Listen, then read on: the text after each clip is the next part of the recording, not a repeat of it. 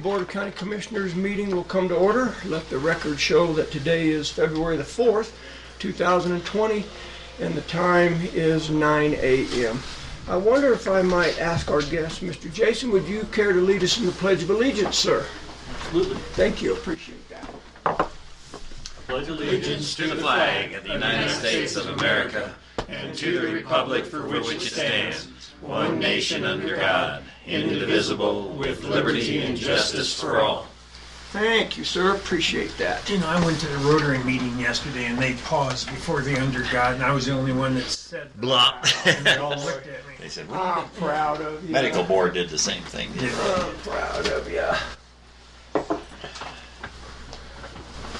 Madam Clerk to the board, would you conduct the roll call, please? Commissioner Flower, Present. Commissioner Kanda, Present. Commissioner Prince, Attorney Clint Smith, Present.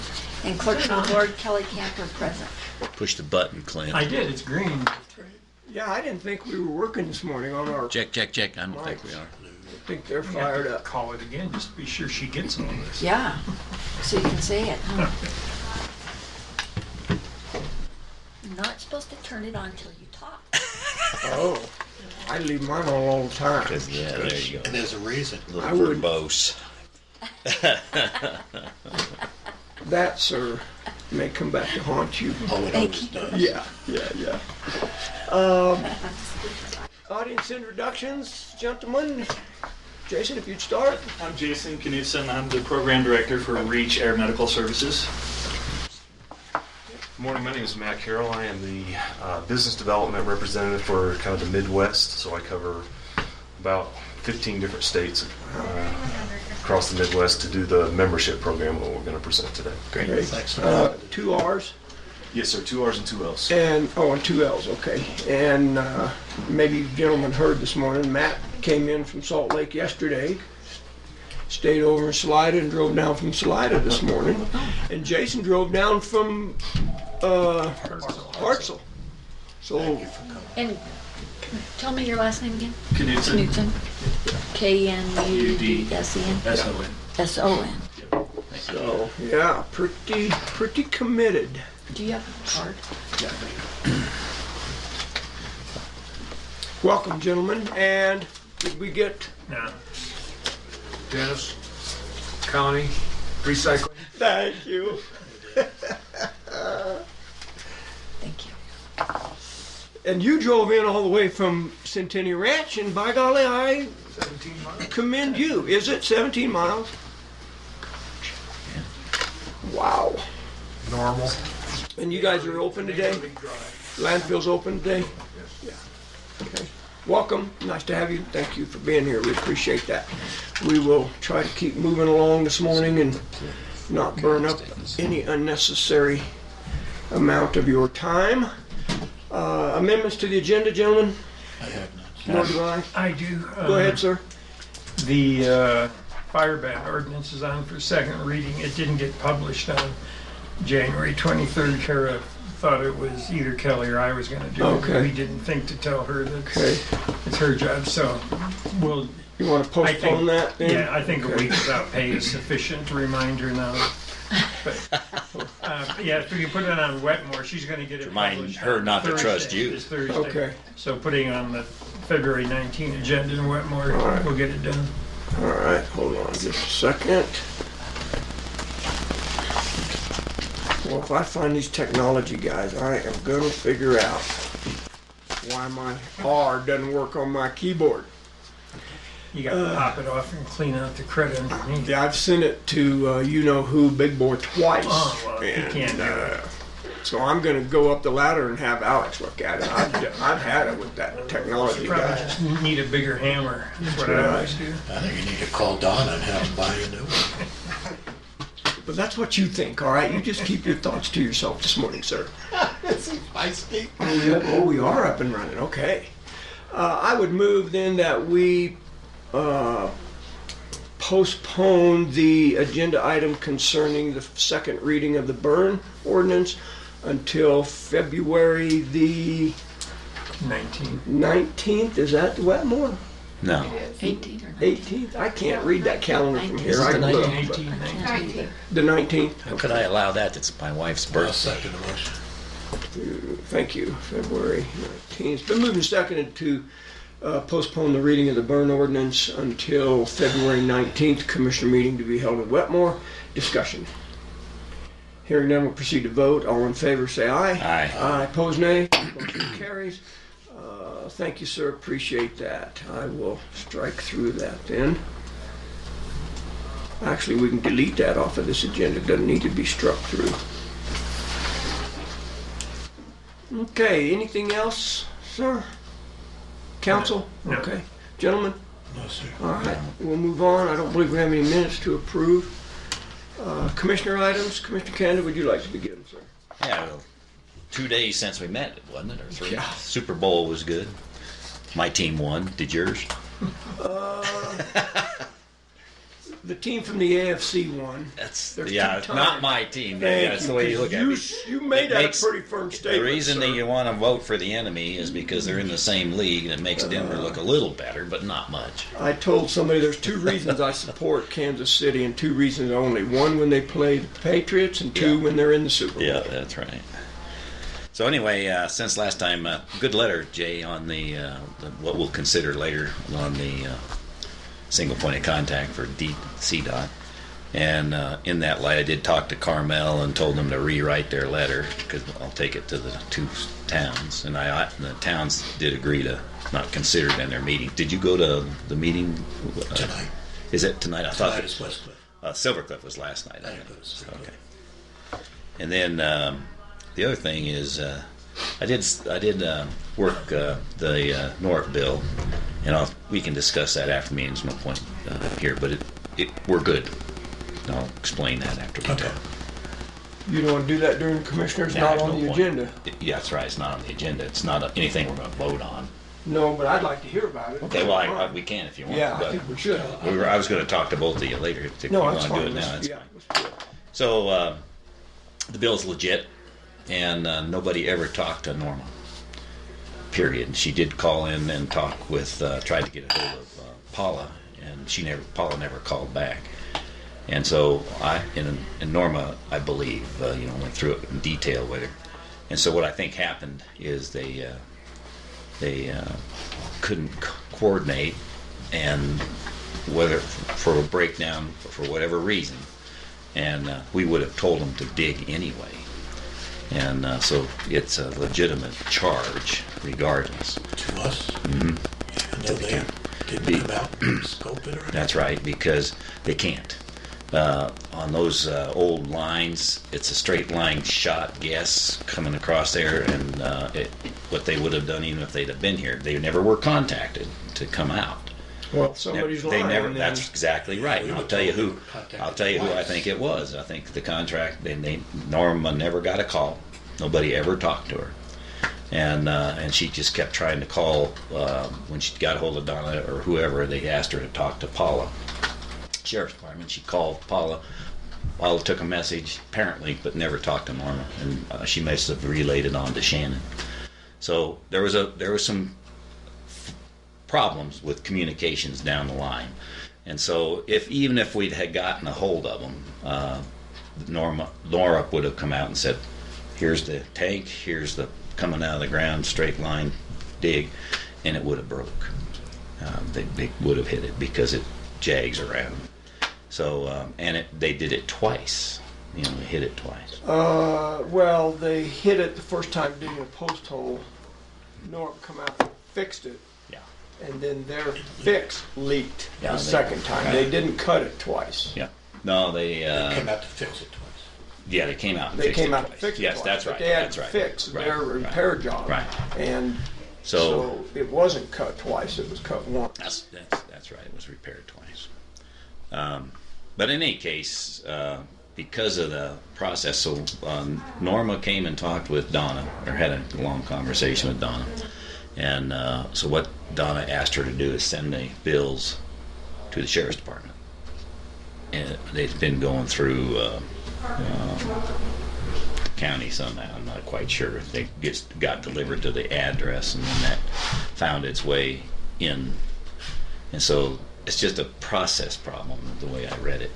So, I think we can have another talk with Donna and and our crew over here. But the way it was presented to me over there, I do believe normal. And it, she didn't. She was adamant. Nobody had talked to her about it. She was actually pretty upset. Yeah. Well, there shouldn't be any more bills because we paid it. Right, and they appreciated that. So they shouldn't be There's sending no another other. bill I'm to the just saying, sheriff's in the department. future, for future tank deliveries and other processes, that's But they're not gonna reimburse us. no. Okay. It was, and if you, I went through the things that they have done. They have donated to the sheriff's armor. They went through a whole Well, that bunch is of wonderful. litany of things that great. Irrespective They of- care about us and they're working with us, and they would have jumped right on it if they had been contacted. Okay.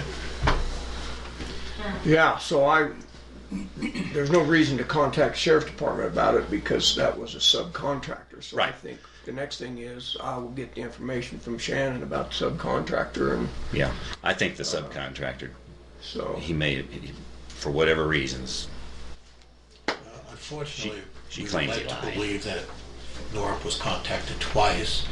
Norp said they weren't contacted at all. didn't hear from anybody. And both those could be true. They could have contacted the wrong person. Could We have. just don't know. And that's why I said, from our point of view, we just need to clean up our side of the communications when we get a bill. To really get too concerned yeah. with that. And I just want to make it clear that line was not cut twice. Their repair. It was repaired failed. twice. She didn't say it was cut So, twice, but Anything else, sir? Tom, welcome. Go ahead, sir. Commissioner Prince. You know, I really didn't do a whole lot since Friday. I did talk to a couple people about roads. I talked to a lady about VSO, and she was just wanted to rave to me how wonderful John Carroll was doing. So, sorry about that. That's okay. No. That's really all I've done. I really didn't get into anything. Comfortable in sharing anything about the Secretary of State's website? I will. Thank you. Is it appropriate? I think it is, absolutely. That's not commissioner business, nothing is. Well, okay. I re-registered to run for this seat when it becomes vacant next year.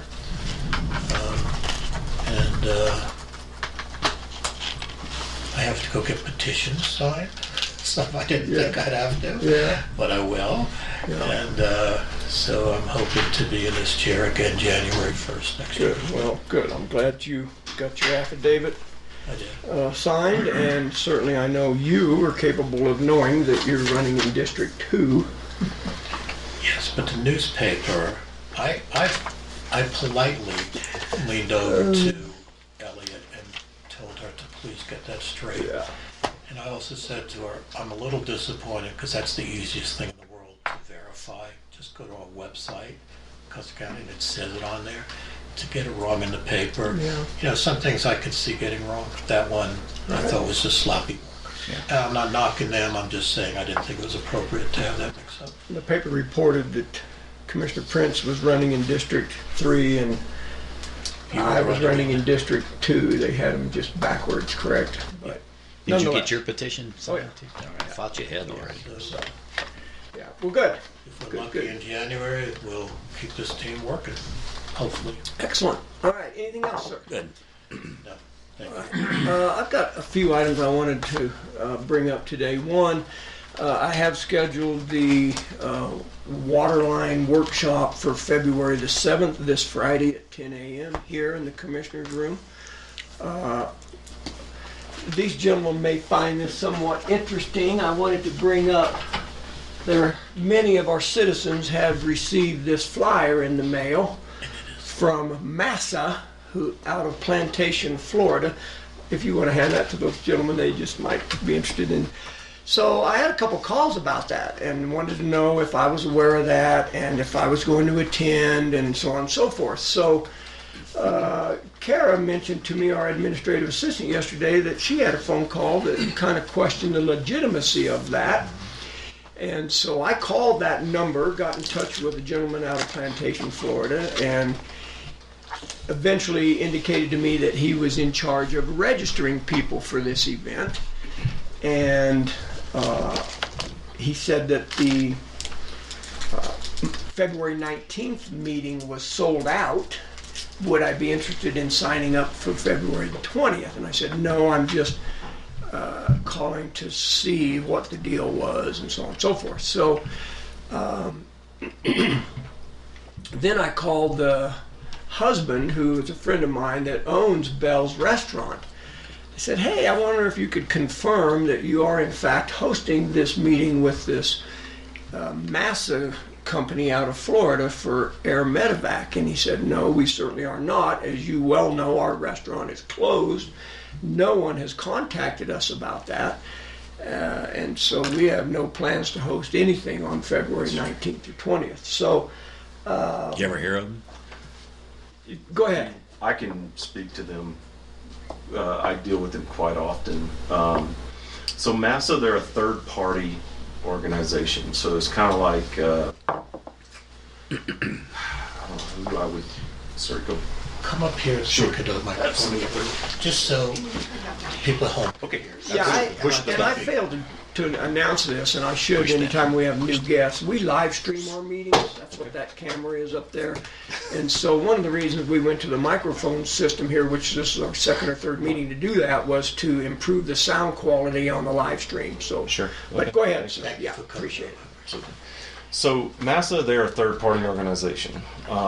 They offer air ambulance coverage, but there is a limit to what they do. So the program that we're going to be offering you today with us, we are the actual provider. So Massa, they have Massa's not. They don't have any assets. they have no aircraft. Yeah, interesting. If there was not a helicopter in the area that could fly someone, Massa would be worthless, really, because Wow. they don't transport people. What Massa does is they offer coverage, but they cap it. So, as you all know, air ambulance transports are pretty expensive. From the last time I interacted with Massa up in Wyoming, they capped their coverage at around $20,000, I believe. So if a flight is $40,000, the patient is still going to have a considerable amount of exposure there to that bill. So I always tell people, if they're looking at Massa, to ask for terms and conditions and read those terms and conditions. So the insurance company? It's not insurance. It's a broker for some other bunch of insurance companies? It is not. It looks like insurance. It acts like insurance, but it's not insurance. It's kind of it's similar. It's a membership program. So Right. you pay dues every year to them, and they cover you for whatever their scope of coverage is. That's why I tell people to ask for their terms and conditions, because sometimes I've looked at their terms and conditions in Wyoming, and sometimes it's different here in Colorado. So that's what I would recommend if you're looking at Massa. Look at what the limitations are, and because right now I have several counties up in Wyoming who went to Massa from our coverage a couple of years ago, and they are actually now coming back to us because they. I won't go into any specific details, but they were exposed to that limitation in coverage, and it was actually quite ironic. One of the county commissioners in one of the counties I cover was flown, and he got kind of burned on the Okay, deal, and wow. that blew up the whole area when it comes I'll be darned. when you So it would cover any ambulance company, but up Correct. to whatever limit you signed up in the club for.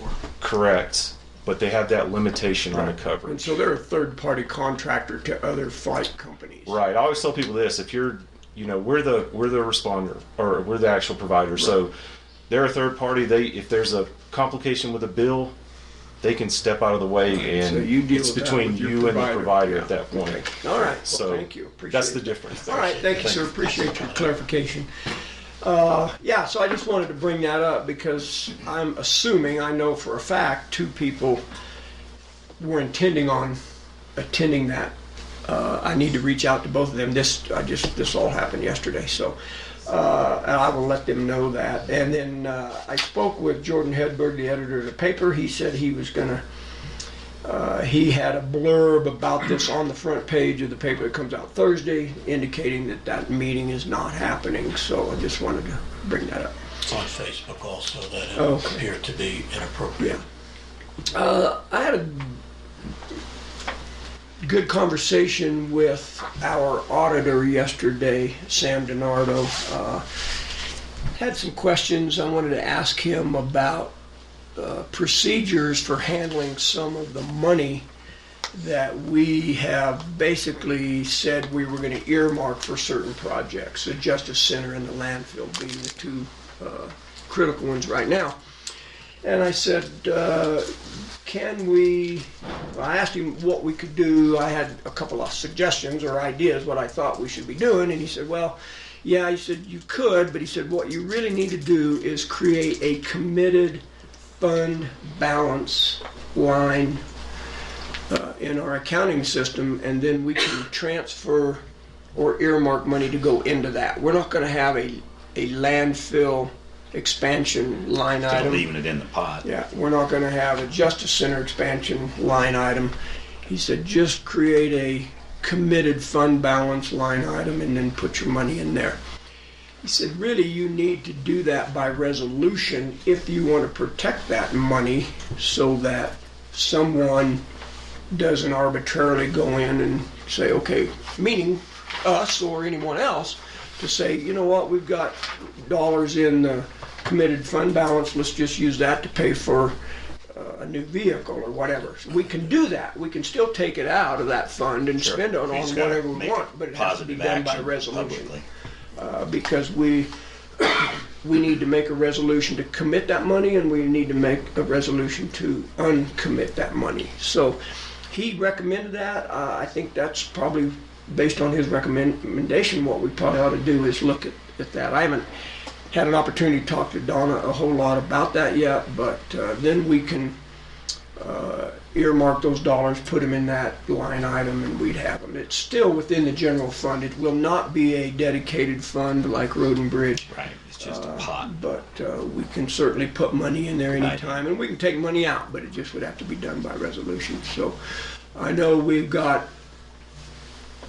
Rusty from the landfill who's graced us with $11,000 for the landfill expansion, and we just need to get that money earmarked, get it into that committed fund balance, and then we know that's in there. We can track it a whole lot easier than it floating through that general fund.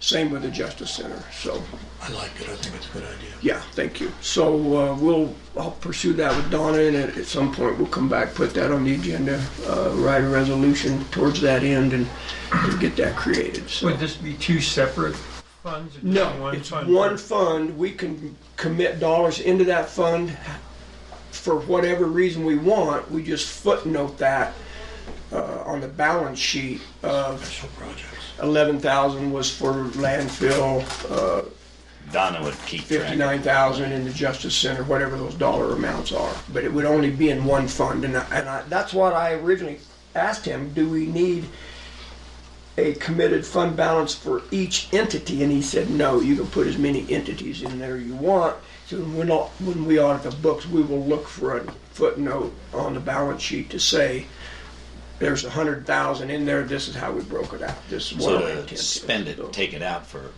the car, if that was what we had committed it for, that's just a vote at a board We'd have to meeting write a consider. resolution to do that. A resolution or just a vote? to No, consider? resolution. Is that what he said? We still have options to do with it as we see Right. fit. It just takes another step, so we don't willy-nilly spend it. Exactly. We think it through before we take I just, money out that's a of it. lot of, I'm surprised it's a resolution instead of just I a like the vote. idea. Yeah. And So, so, a resolution to begin with? to or- create it, yes. to And then create a it. transfer of funds like I'm you just do wondering. on And then, that. once it's whenever created, we you- can just transfer funds in it. Okay. But if we wanted to take those funds out and spend them for something other than what we committed you'd them have to, to do then a we have to have a resolution. resolution. That's, yeah, Yeah. let me rephrase my question. So if we want to spend it for what it was in Oh, there for, no problem. all we got to do is vote to go do it. Two-thirds That's, okay, I don't want to write a resolution every time you turn it No, around. two-thirds vote to expend the dollars as they were Right, committed. and If a you want to change that resolution. commitment, then I Yeah, understand. a resolution to uncommit those funds and spend them on something else would take a resolution, so, okay, good. Gary Hyde obviously will not be in today, Road and Bridge Supervisor. He's on a blade actually plowing snow today, so when we get to that. And I didn't bother to amend the motion to delete Road and Bridge. We'll just make a note of it that he's unavailable. That's fine. So, and then I think I already mentioned this. Meredith Nichols from Office of Emergency Manager sent us I think we all got it, I'm Yeah, not I sure, saw it. but sent a text to me at least and said she would not be in today, that she's working from home, as is Public Health. Their office is closed today. We They didn't had- have anything with Meredith today. No. They had a conference call, actually it's a webinar today, and they were going to do that at the office, but they decided to do that at home, so that office is closed. And I think that's all I have. Anything else, gentlemen? Commissioner items? Nope. Okay. I have nothing to report on Upper Ark. You just mentioned the Saddle Club Water workshop at 10, and then we bounced right into Reach. That was all you needed to say about it? Yeah, we're just meeting Okay. at 10 o'clock. Yep. Sent out invites to everybody. And since Sheriff Byerly stepped in, I'm going to just quickly readdress an item that Commissioner Kanda reported on today, Shannon, and that was that he spoke with Norp Gas, and they believe that bill's are legitimate, that the services were provided. We paid it, as you know. So I think the next step is to get a hold of the subcontractor, which I would ask you to give me that information, and I'll follow up on that. So we've had some other guests come in. Tom, you want to introduce yourself, please? Sure. I'm Tom Shepard. I am a resident. I live down on Centennial Ranch. I've been here for 17 years now. Well, I was a medical provider in Colorado for 40 years, doing emergency medicine, urgent care medicine, occupational medicine.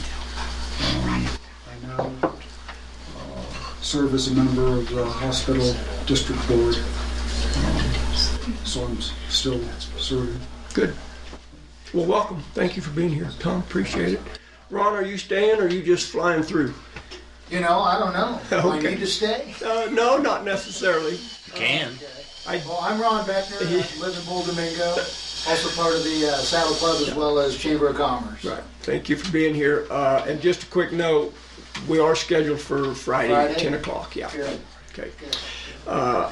Okay, so I don't have anything to report from Upper Ark. I did get a communication from them, though, that the conference status, or the status conference call is still on the books for April the 10th at 9:45. So shouldn't be a conflict with our commissioner meetings, which originally I thought it was going to be. So Which one was that? the status conference call. Oh, the status. Yeah. Attorney items. Since Friday, I wrote 2 more letters for Jackie Hobby concerning zoning violations. One of them is an ongoing one. I've written a letter just a few weeks ago, and the person that it was directed to, who lives out in Deweese, the Deweese area, refused to sign for the certified letter, so it looks like she's being uncooperative. And I actually, the one I wrote, I signed it myself. I put it in a plain envelope with no return address to tell her I wanted to be sure she got it. I assumed she would open it out of curiosity. If she saw planning and zoning on it, she'd probably throw it away. And I told her that if she didn't get this resolved with Jackie, I was going to come before you at our meeting on the 19th and ask for authorization to proceed with litigation. So that's what I've done. I guess I've never considered not opening a certified letter. Apparently you don't have to, but You can refuse it if you want to. I sent both. Whenever I sent a certified, I sent a regular mail. Well, and that's what the zoning regulations call for, that she sends it certified and a regular letter. And but a lot of times those certified ones come back either unclaimed or refused. I spoke to Laura yesterday, and she indicated that typically, once they get a certified letter from you, they're in the office the next day or on the phone, certainly. So it's been fairly productive, but in this case, not Well, so. I'm hoping that this one will light a fire under the recipient because she thinks, she has her own. So if she never Okay. gets it, then what? Well, You said we. Well, what she's action gotten the other can ones we take? before. Well, then the next step is to initiate a lawsuit, civil action. Actually, you can do either way, criminal or civil. I just would do civil. Then she'd refuse a subpoena, probably. Summons. The sheriff has to put a Summons, summons on her, and if she doesn't show up, then it's a default judgment, and then we have a lien against the property, and it adds up $100 a day for every day the violation continues. It gets pretty expensive pretty fast. And as I understand it, there's an issue about a structure built on a property line. Is that correct? That's correct. Thank you, sir. Appreciate it. Anything else? No, it's a. Good. I wonder if our administrative assistant has anything she'd like to bring before the board at this time. I'm good. You are, okay. It's good. I've actually thought that you were pretty good. I just wondered if She you had always any- rates herself. had anything. Public comment. We have provided an opportunity for the public to address the board on anything they'd like to speak to that's not on the agenda. So if we have anything that is on anyone's mind, we'll be glad to hear that. Nobody's bugged today. All right. Well, Yes, sir. I'd like to just remind you guys that Chamber of Commerce does have the finditInCusterCounty.com. We did speak with the Colorado Tourism Office, and that site is now connected to them. We also got our Google demographics back, and in the past 12 months on the finditInCusterCounty.com, we had 57,000 hits on our main page. That's 4,500 hits per month on average. So we're really getting our word out about the county, and I'm going to come in here in a couple of weeks. I guess it'll be in Wetmore, and I'm going to talk to you guys more about that. But I Okay. just wanted you guys to hear the numbers Okay. that we've been getting back. Also, the chamber dues increased by 72% in 1 year. Well, not the dues, but the membership. Well, our due membership. Yeah, you didn't increase your dues by No, that much, but your that's what we membership. got because of the increase in membership. Good. Increase of Wow, 72%. well, you're doing a great job. So could we borrow $600? Well, we're gonna have to talk to Renee about that. I know you have a record of this. One of those 57,000 hits was from yours truly. Right? I mean, you have a record of that, right? Well, you know that I I was do one now. of them. Oh, I do okay. now. But not before then. Thanks for volunteering that. Yeah, I looked at that website. It was nice. It's good. So, well, excellent. I know you have worked tirelessly to get some forward momentum with that Chamber of Commerce office, and I think you're doing a good job. Certainly, it speaks to it if you've had that kind of increase in your membership. So, Absolutely. yeah. Hey, and since you Ron. brought it up, I got a Appreciate it. comment on that too. Yes, sir. I attended the rural counties meeting they had at the state, and in it the director of tourism had a great presentation, and that was how do you advertise a county, how do you promote a county, how do you promote cities, and that kind of thing. It's a big presentation. I asked her to send it to me, and it's a website.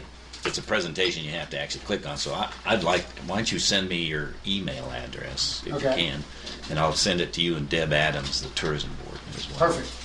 Thank you. I'll give it to the administrative assistant, and that way you guys can have it. Perfect. All right, anything else, public comment? Not, we'll move on. Staff reports. Landfill, Mr. Rusty, AKA Rooster. Good morning, sir. Good morning. How are you? I love to see that gray bag, too. Yeah. Morning. You're wearing a Rockies hat for today. It's too cold for that hat. It's too cold for it. Thank you for coming in. I'm sure you have other things you probably should be doing, but Yeah. a little wild out there this morning, huh? Yeah. Gotta get all the snow plowed, so there's only two of us, so it's You're both in here. crazy. Well, I'm sure Bill's still out there. laboring away this morning. Yeah, right? Yeah, that's right. It's Yeah. there.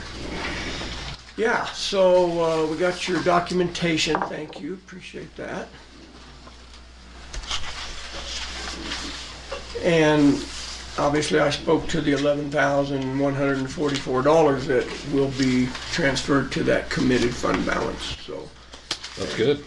gentlemen, if you remember, we had a mutual agreement with the landfill to commit $1 per commercial cubic yard of refuse to go into the landfill expansion fund. So we have that up and running. Is that the only dollars we've committed that you're aware of? Because I don't think we've done anything That's else. it. So, Yeah, I think that is it. okay, I do have the numbers for 2018 if you want to see those okay, too. yeah, great, thank you. Rusty, did you put that other, remember that other one we found too? Did you put that one in there?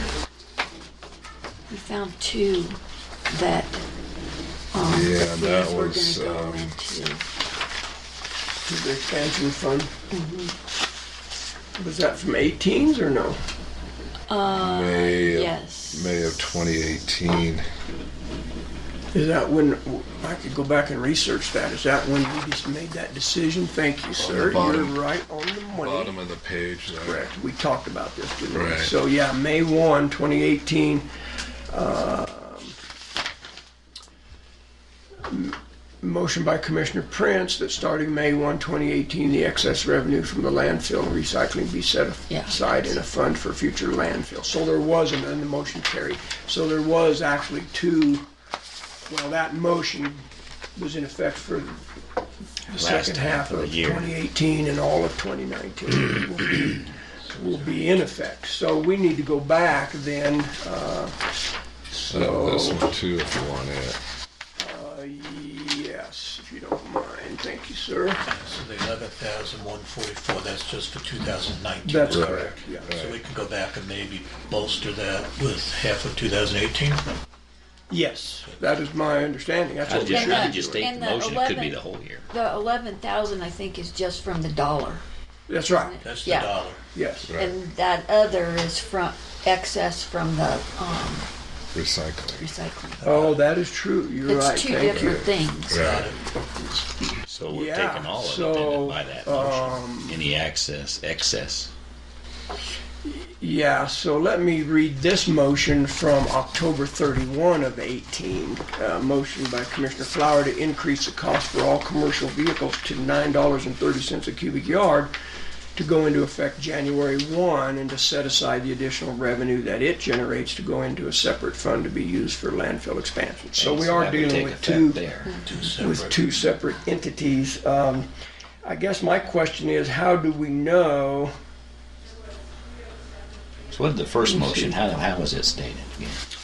The first motion was that starting May 1, the excess revenue. So that's my question, but from the landfill and recycling be set aside in a fund. How do we determine excess revenue? We never really talked about that, I don't think. Till the end of Does that mean all revenues from recycling? Mr. Dennis, you have a thought about that? I think it should go into the landfill account instead of general fund. Okay. Is there other excess revenue? I wonder about the wording of that now that we're actually kind of delving into that. We could probably listen to that audio from that Okay. meeting. and- Yeah. What, I think it would just be the sale of cardboard, And metal, and aluminum. Okay. So really, we probably should put revenue from the landfill cubic yard, commercial cubic yard, right? I mean, we know that now, but we might not know that in 3 or 4 years. did you have a carryover in the year? In our budget, Because that could be due to the excess revenue. Yeah. The date on that one. 8,000, I think. 5/16 and To me, that would be 10/31. a good fencing of that what you didn't spend to go into the pot for land village Yeah, expansion. because whatever's left in the budget just goes back to Right, Back it's to zero general, based. You so- don't really so- have carryover. That's no. that's what I mean, though. It goes into that general fund. Why don't we put it into the pot instead of it goes to the general fund, but it's in a fenced pot? Seems to me would be right. If we would have been doing that for years, there would Oh, be well, some yeah. money in there. Clearly. Yes, ma'am. Look at page 2. He's got it broken down with 17,007's going to the expansion. Added to the 11,144 is the recycling. Yeah, recycling in the cubic yards. Right. Oh, yeah. you So can that put that. balance, really, that's what That's should the be, total. that's what we should transfer to the. 17,000 needs to be Right. moved, not 11. Right. Right, Yeah. yeah. So really, it is the additional dollar per commercial cubic yard Right. and recycling, period. All of recycling, right? Correct. So really our wording on that says excess revenue is a little confusing there. So I don't know if we want to address that now or do a little more research, but pretty clear to me that that was the intent. Yeah. Yeah. And so for every commercial cubic yard, and you track those obviously, Right. we should be Right. transferring annually $1 per yard plus all the revenue from recycling. Right. Okay. Thank you for bringing those in. That helps Sure. too. I know we talked about this at the landfill the other day, but went through my. So, could you read that amount? Well, I've got it right here. Sorry. So really, we should be looking at transferring $17,716.35. I agree. I got a copy of it. Okay. So that's the number we need to hang on to. Yeah. And I need to talk with Susie because I was thinking that I don't think I'll talk to Yeah, her. the thing I spoke to earlier about the committed fund balance, that really is between us and the treasurer's office. Right. Eventually Donna will track that, Yeah. but it is the But treasurer's usually we don't transaction. transfer it in, we transfer it out. Out of general And fund. so I'll talk to her and see how we want to do that. Yeah, She just, when it comes in, she just knows that it goes into that fund. And so Right, she and- keeps track of it. that being said, I wonder, we don't have to do it during the staff report of landfill, but I think before the day is out, we probably need to, well, we could do it tomorrow. We can write a resolution and we'll bring that up during commissioner items. Because if you have that conversation with her, she'll say, what fund? Because we haven't created it yet. We need to create that via a resolution, so. If we do it tomorrow, we need to get on the agenda. Yeah, that's what I'm getting ready to ask Miss Kara, so. I was gonna say we might have to do it on the, No, we can do it tomorrow because we won't get to new business until after 9:30. Oh, that's true. So, is your internet down? Yeah. Oh, okay, I'll check. So tomorrow, could we add under new business consideration of creating a committed fund balance? Okay. Then we can have that conversation, but that's the number we need to track, and that'll get us cleaned up through 2019. There you Yeah. go. Does that make sense? Right, Okay, right. good, do you want thank to put a you. resolution number down? Yeah, I don't know what, 20-05? 4, Oh, 5, the resolutions. Uh-huh, I think 5. that would be, Yeah. yeah. I think so. I think that's right. So we'll work on that, maybe, Clint, if you have a second after the meeting, maybe we can jot something down, or, Okay. very good. All right, sir, sorry about that. So this is your 2019 finals that you sent us. Right. Right.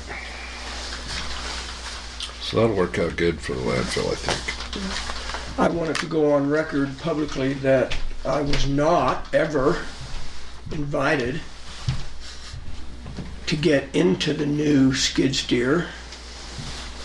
I took a little offense at that. I didn't indicate it at the time. But I did go and look at our new skid steer. Very cool. Of course, Rusty got in it right away, but didn't invite me. There's probably some logic. to I'm that. thinking that. You were looking a little clean. Well, that skid steer was looking pretty clean, but yeah, I'm very excited about that. Rusty had some work done on the I always call it the headache rack of the forks, so that when they lift those bales up, they put some additional They extended so you didn't get grade long up there, so with a they bale of come down on the cardboard. deal, but, Yeah, you don't need one coming through the door at you. yeah. So, yeah, I'm still pretty excited about that. I think that was a cool deal. We were able to purchase a brand new skid steer for landfill on a Colorado Department of Health and Public Health and Environmental grant. So, Recycling grant. recycling grant, yeah. So, very cool. Great thing, yeah. Go ahead, sir. I'm done. The floor is yours. I think that's about all that's going on. We just, of course, we have snow, so I got to get back out there. You would be willing to serve on an interview committee for a new manager position? You wanted some questions? I did. That's going to be my next question. Thank you. Miss Donna was asking me about these, and I said, I haven't seen them yet, but I'll bet they're forthcoming. So, yeah, so I think, gentlemen, don't you by consent would like to invite Rusty to sit in on those interviews? Absolutely. When will they be? Well, we're going to talk about that. Don't know yet. Oh, okay. So I say we're going to We'll talk let about you it. know. Maybe we ought to talk about it right now, You can because let we me know. kind of need to get schedules confirmed.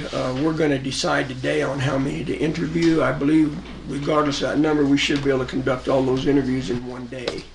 Do you have a preference, sir, of a date? I don't know. Like I say, we're short-handed out there, so it's kind of tricky. What days are you closed? Monday. Monday. Would you want to do it on a Monday? I could. Thank you.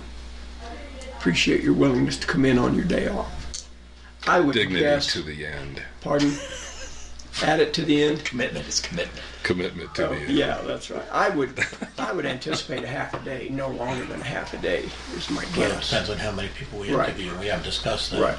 So, We have 5 candidates, is that correct? no, 6. 6? 6.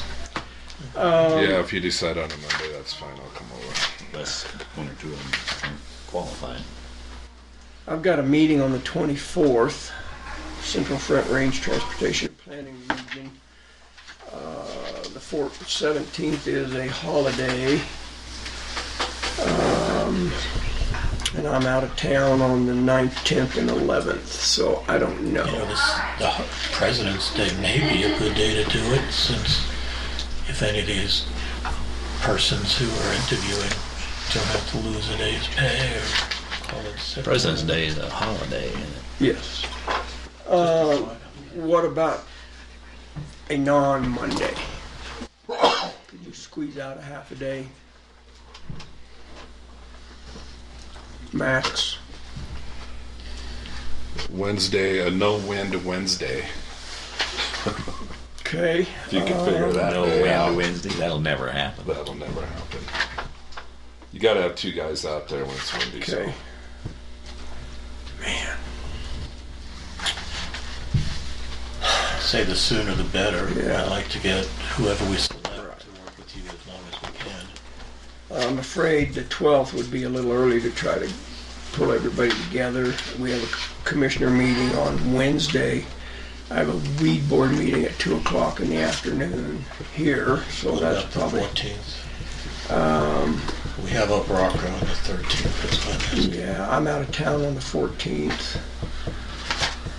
How about Tuesday the 18th? Works with me. Because that's your day, first day back, isn't it? Tuesdays are tough because that's a busy day. How about Thursday the 20th? Try it. Right now, we need a tentative date to give to Donna to see if she can line up interviews once we indicate how many and who we're going to interview.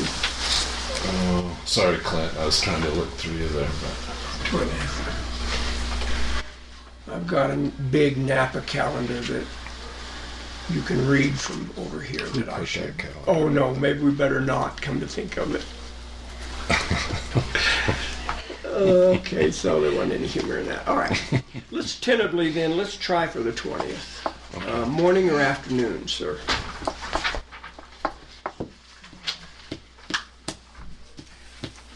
Morning. Okay. 9 o'clock. Yeah, that'll be fine. Okay. Gentlemen?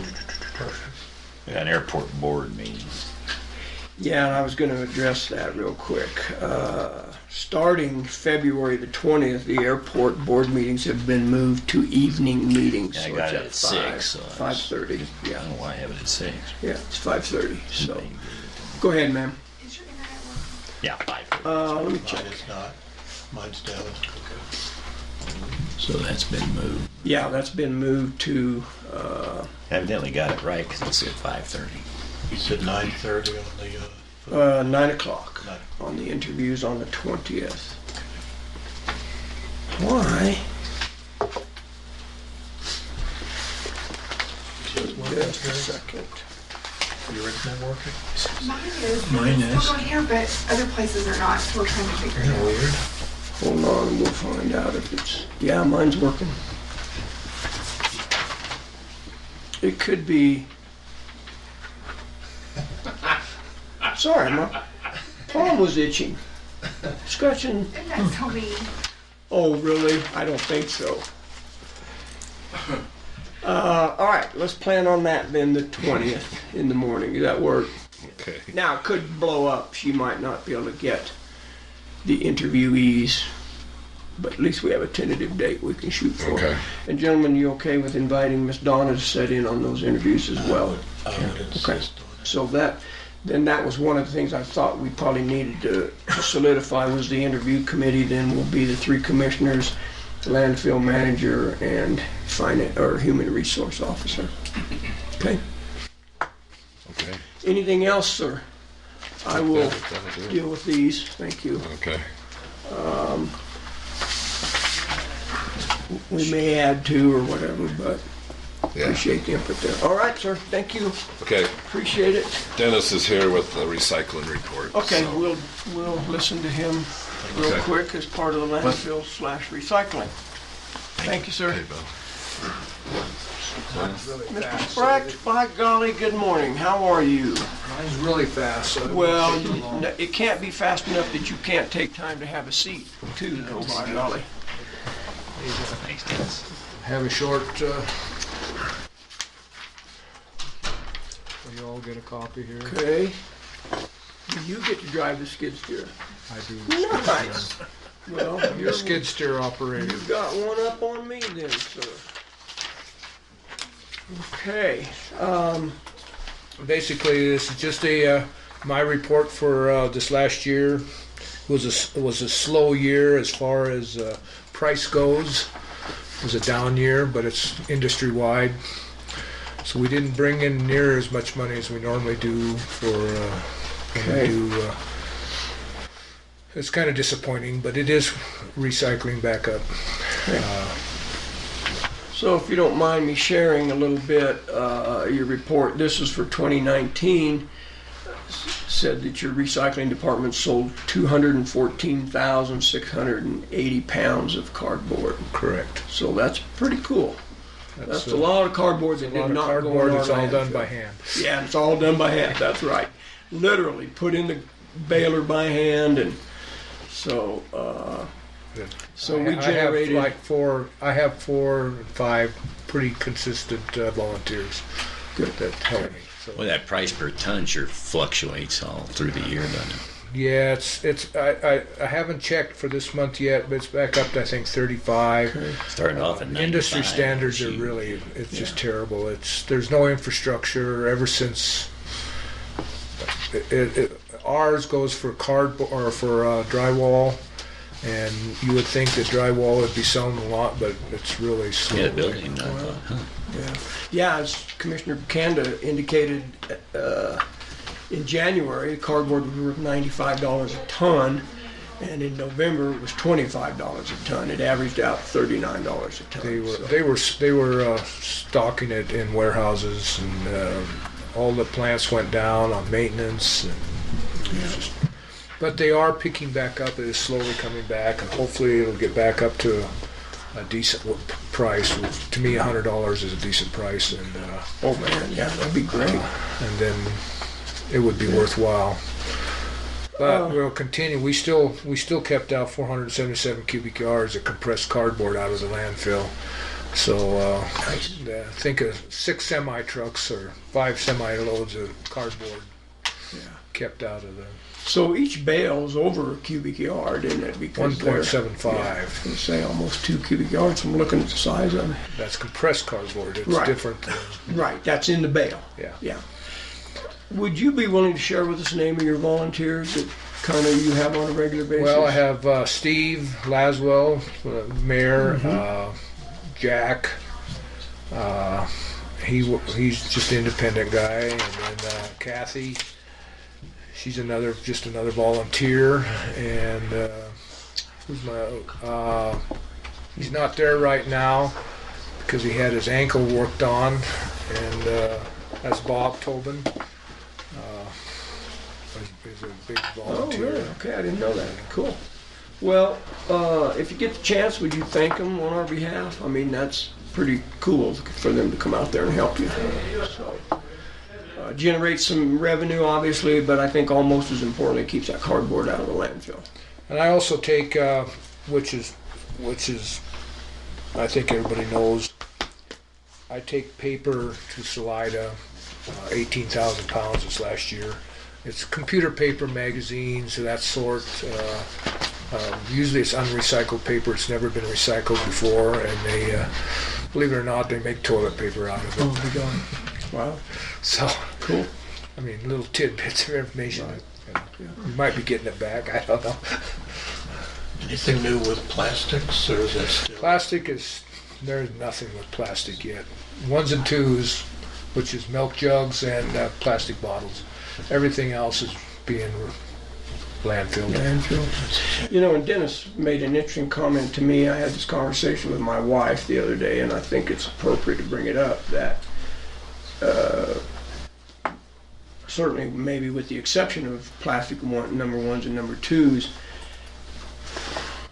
plastic is going into the landfills. It may not be going into ours, correct, if it's Just recycled, local but stuff, yeah. eventually, because nobody's buying plastic, right? I mean, it's not going to China. No, it's not going to China. They're not dumping it in the middle of the ocean now like they did before. They'd get there and they found out they didn't have a place, so they throw it in the ocean. And a lot of times it's on the west side of the ocean. It's not on our side.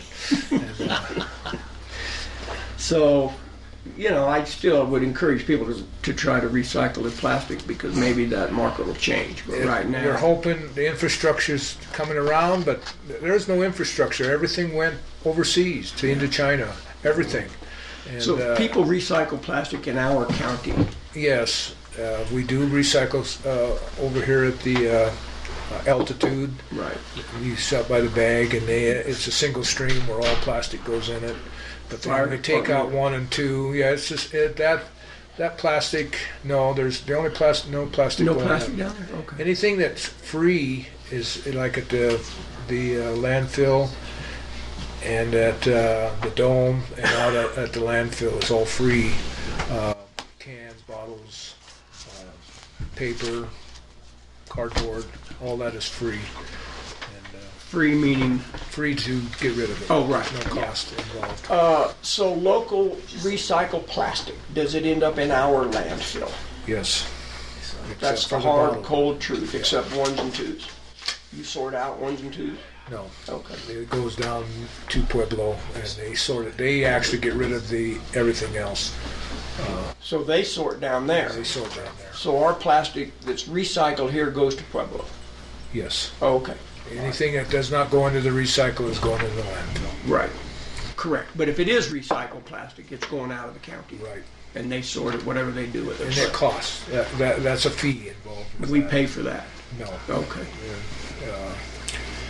Take it out of the price. It's just a fee.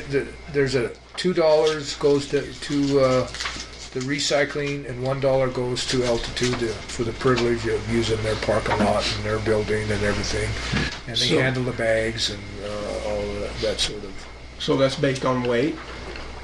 No. It's just the Based event. on bags. Okay. So there is some revenue. There is some revenue. I think the critical But part it doesn't was- come to us. The only Right. thing that comes to us is cardboard Right.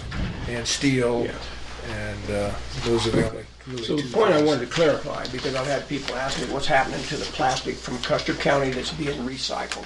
It is going to Pueblo. Those who volunteer or want to take it out of the county, buy bags, and it is sent out of the county and recycled. Okay, all right. And, Okay. and if a market comes up for the other numbered plastic, then it would go too. Okay. At the moment, ones and twos are the only thing that are And going. we're not sorting any plastic We're here. not It all sorting goes any to- plastic. That would be pretty hard to do. Yeah, okay, good. So we need to still encourage people to recycle plastic. Yes. Keep it out of our landfill, Keep it number out of our one. landfill. And it does Because if they generate bring it little into the revenue. landfill, it costs the same amount to throw it away as to recycle Right. it. So why not recycle? Okay, good. All right, sir, thank you. That's all I have. Very good. Well, hopefully we continue to encourage people to recycle, certainly cardboard to keep it out of that landfill. Cardboard is our big Big deal. That is, it'll come back, Yeah. and Okay. we will have more revenue for the general fund. And then you heard the conversation this morning, obviously, the recycling funds are gonna be earmarked for the landfill expansion, and so that will help us. Well, I've put like $80,000 into the general fund just in recycled cardboard last 8-9 years. So Nuts. something to that. All right, sir. Thank you. Appreciate it. You need this back or you? Okay. Thanks, Dennis. If you want it, I'll Appreciate take it back. No, we're good. Thank you. Recycle it. Yeah, I'll recycle it. Are you gonna take that one? I need one from mine. Thank you, sir. Appreciate you coming in this morning. Have a good day. All right. Let me just get caught up here a little bit.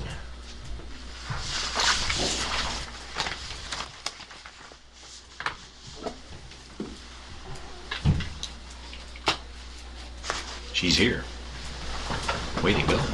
Yeah, I'm here. See, you fought your way down from Silver Cliff. Yes, I did. Yes, I did. Okay, Department of Human Services, Miss Laura, good morning. Good morning. How are you? I'm okay. Fine as frog's hair? Yeah. I thought so. It's the first time I've been here since you got, I know, just first time since I've been here since you got the new Oh, it setup. is, that's right, okay. Yeah, Well, so now welcome. he's on my level, right? Yes, and you might take Let that note get that around. He has a coaster for his coffee cup. Yes. That he knitted himself. My do have a cohorts guest coaster. have not. You have a guest I coaster? have a guest coaster. Would you care to make a presentation, sir? Because, yeah, okay. Oh, did you use one of those little knitting? Yes, he machines? did. No, I Isn't didn't that do this. nice? It's a friend of mine. He let us know right away that he did not make those, but a friend Yeah. of his did. Welcome. My kids did this one sometime when they were in school. I got you. So did Clint. I'm that talented in it. That's why I became a lawyer. I feel like As- I'm gonna have this thing in my, As growing up, Hi. my All right. father said, if you can't go and have a little fun along the way, you might as well stay home. So well, this is we true. like to have, at anybody's expense, we don't really care. No, I know I don't. Can even be at mine, I don't care. All right, it might be, yes. So we've received your documentation, thank you for Yes, and sending are that you to on the us. first page here? Are I you- am, yes, yep. Because that's, We all are. we all are. I can't speak for these gentlemen, but I am. Okay. And the admin, which I was very concerned about because of so much travel that we were doing. And so, yeah, we went over, but by only 3,000. So I was amazed it was that low because we were on the road so much this year. And may I interject, in travel, that certainly includes reimbursement for personal mileage. Yes, yes, it is trainings because new caseworker came on and we had, that includes motel rooms, food, all of that stuff because she was all over the county, all over the state doing trainings and stuff. Besides all of the foster care visitations that we were doing, Colorado Springs, and we have to go to Denver and all that good stuff. So, yeah, it was a lot. We had a lot of visitations and for foster care, and I was concerned, but we were over by just a little bit, so that was good. Just wanted to point that out. Politically speaking, if you had a vehicle, we would hope that that or that transportation cost would go down. Down. Oh, yeah. Okay. Because I mean, I'm going to send it in for reimbursement to the state for the mileage. Right. But yes, it would go down for the county side of it's Right. going to go down. You Okay, bet. thank you. We're just going to get a reimbursement. There won't be an expense to the county on that. So, Good. and then the A&D is over by a little bit, but that's not a big deal. So, okay, that was my big thing. And then everything else, like old age pension, that's 100%. And that's nothing. So, my next one. And then the leap season is just started, so, and that's 100%, so that's, and then Medicaid transportation, everything that we paid out, we were reimbursed, so, good. And then community service block grant, and we're on a 3-year grant with that one, but this year we've had 21 payments, and were made in 2019, so. We still have some funding left, and we're going to get a little bit more, so we should be okay for this year. 2020, EOC, we're just starting on that one. Doing okay. That's in October. October through September. September. Yep. Oh, I need to change that date. No, it's okay. It's all right. I thought, oh, that date's wrong. No, it's not. It's okay. And then food benefits. They fluctuate all the time. But I was able to get that little chart onto where it says number of households receiving food assistance. That little chart off to the side that had the months on there wasn't what we got it on there. Took a little bit, but we got it Yeah. on there. Cool. It's like, Yeah, why- because we couldn't we get didn't it have to- that last time. No, did it was we? cutting So, it off. Yeah. And we would move it, and then it would cut it off, and then we would move it, and it would take it away. But Stacy worked with it, and we finally got it to stay. It's like, come on, stay there. Yeah, so it's really got a trifold thing. Yeah. The amount, the number of households, and by the month. And by the month. Yeah. Yep. Okay. Yeah, it's funny. It was like, come on, stay put. And then our TFAB. And that just shows what we did for last year. And for the month of February, this month, I am not going to do commodity TFAB distribution because I was only getting 4 items and not very much at all. So I'm not going to do a distribution. I let the people know on January when they came. I also gave them a list of the dates that we would be doing the distributions, and I told them we would not be doing that. So I'll get an allocation for March too. So between February and March, it should be up. I just don't think there's a lot of food out there right now. So it's just, they were to get 2 cans of peaches, spaghetti, and it was just like, that's just not worth them for them to come in. So hoping we'll give a big one in March. So if you hear anything about that, that's why. But they'll be coming in next Monday, so I'll just have them in the storeroom, and we'll do a big one at the end. Good. Okay? Yeah. Any questions? Oh, yes. Commissioner Prince. That's the way you go. Oh, yes. Oh, yeah, we got questions. Oh, okay. What is that? Yeah, Must be the weather. Some people's kids, as they say.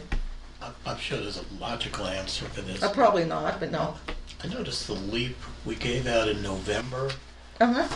40,000, and in December, 5,000. Well, because in November, the benefit actually starts, we can start taking applications in October.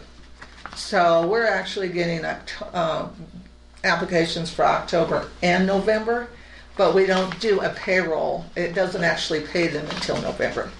So that's why. And so, yeah, and so, yeah, then you're only going to see 21, and then you're going to see, in February, you're going to see a big amount too, because we also do a supplement. We do 2 payments, and the next one comes down in February. I'll probably forget this. Yes. Yeah, and Yeah. it's a good point. I kind Yeah. of skimmed over that. But 134 payments representing that Uh-huh. 39,000 and 21 payments Right. representing the 6,000. And that's So- where, it sends out applications to anybody that received LEAP last year. And so they can start bringing them in October so that we have time to get them processed for that November that payroll. November. runs. And so they've done that for a few years now. And so we get the bulk of them in November, so that's why. Thank you. That was it? That was my question. Oh, okay. It's only an anomaly. Well, no, but It's he's, an anomaly. It just looked at a place yeah, to me. but him going, oh, yes, we have questions. Well, go for it. It's your turn. Setting her up. I did not bring this up during commissioner reports because I wanted to talk about it during your staff report, and that is the vehicle Yes, situation.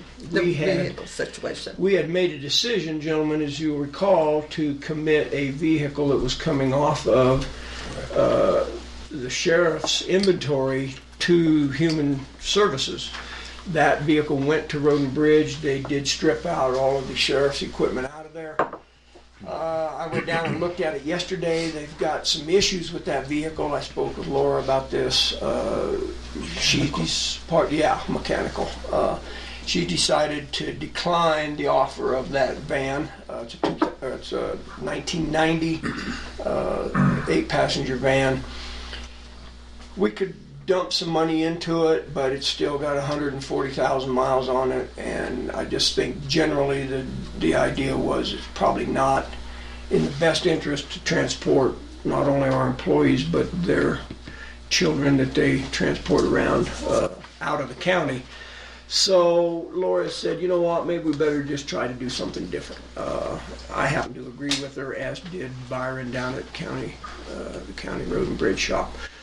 So that vehicle is, I just asked them to button it back up. They had the wheels off. It needs brakes, it needs inner front axle seals, needs a main seal on the transmission, new muffler and exhaust. It's a welded system, so we'd have to send that out to have it done. So I just don't think it makes financial sense to put another $3,000 or $4,000 into that van.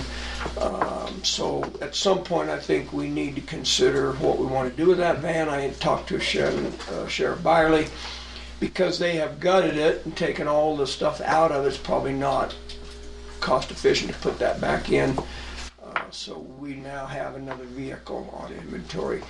Mr. Byerly, would you be amenable to parking that back over into your fenced lot until we can decide what to do with it? Yeah, that's fine. Thank you.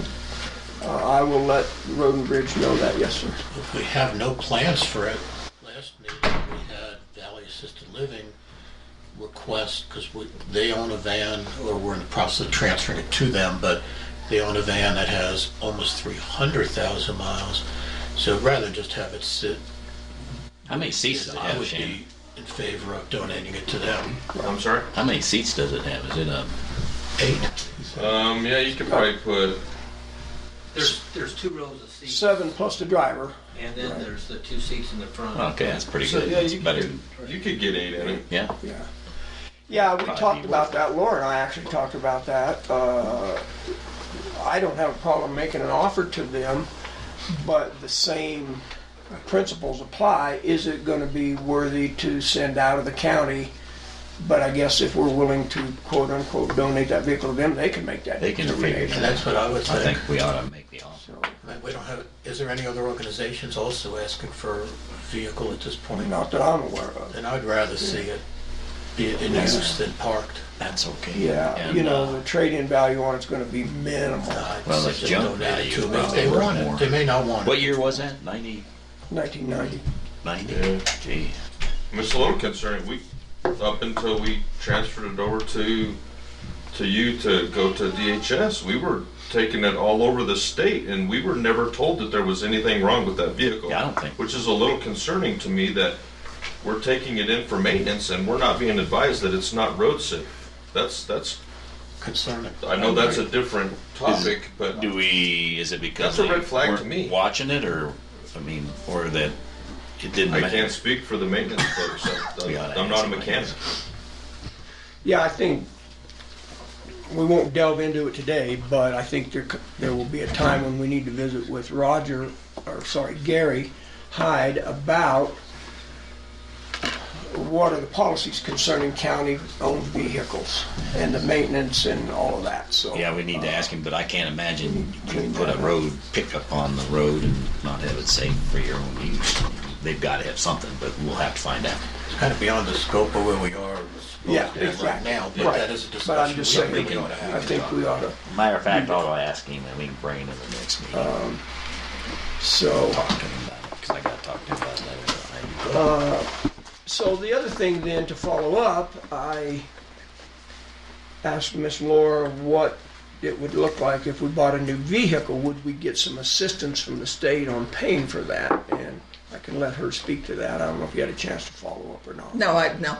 Yesterday was a Monday, Yeah. and it was the first Monday of the month, which is Okay. always bad. But the state will reimburse, if you buy the vehicle, the state will reimburse 1/5 of the value for 5 years. Per year. Per year, 5 per years. year, per year. it's So not- they will- Get all the money back. We're You talking get 5 all the years. money back, it just takes 5 years. But you have to have the money up front to pay for the I don't vehicle. have an issue with this.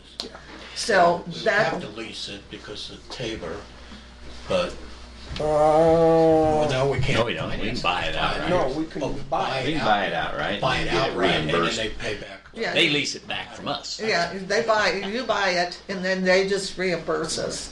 But it takes them 5 years. I'm not sure why that is, but that's just how it is.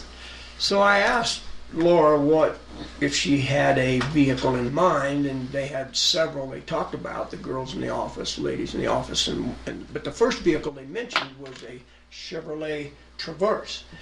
So I reached out to a Chevrolet dealer and indicated that we might be in the market of purchasing a new vehicle. And he said, okay, what are you looking for? I said, well, we need a 8-passenger, preferably all-wheel drive. And he said, you might not believe this, but he said, I have a Chevrolet Traverse all-wheel drive on the lot that just had received that on their lot. So I asked him if he could shoot us a price. He did that. I got it back this Oh, did you? morning. That's Oh, why I okay. got my phone out and Okay. checked. So I'm going to share this information. I won't share the dealership until it's appropriate. But the selling discounted price is $34,790. Plus we have a $249 dealer fee, which brings us to $35,039. Then there is a $2,500 rebate that comes off of that price. So out the door, assuming it's tax exempt, would be $32,539 for a 2020 all-wheel drive.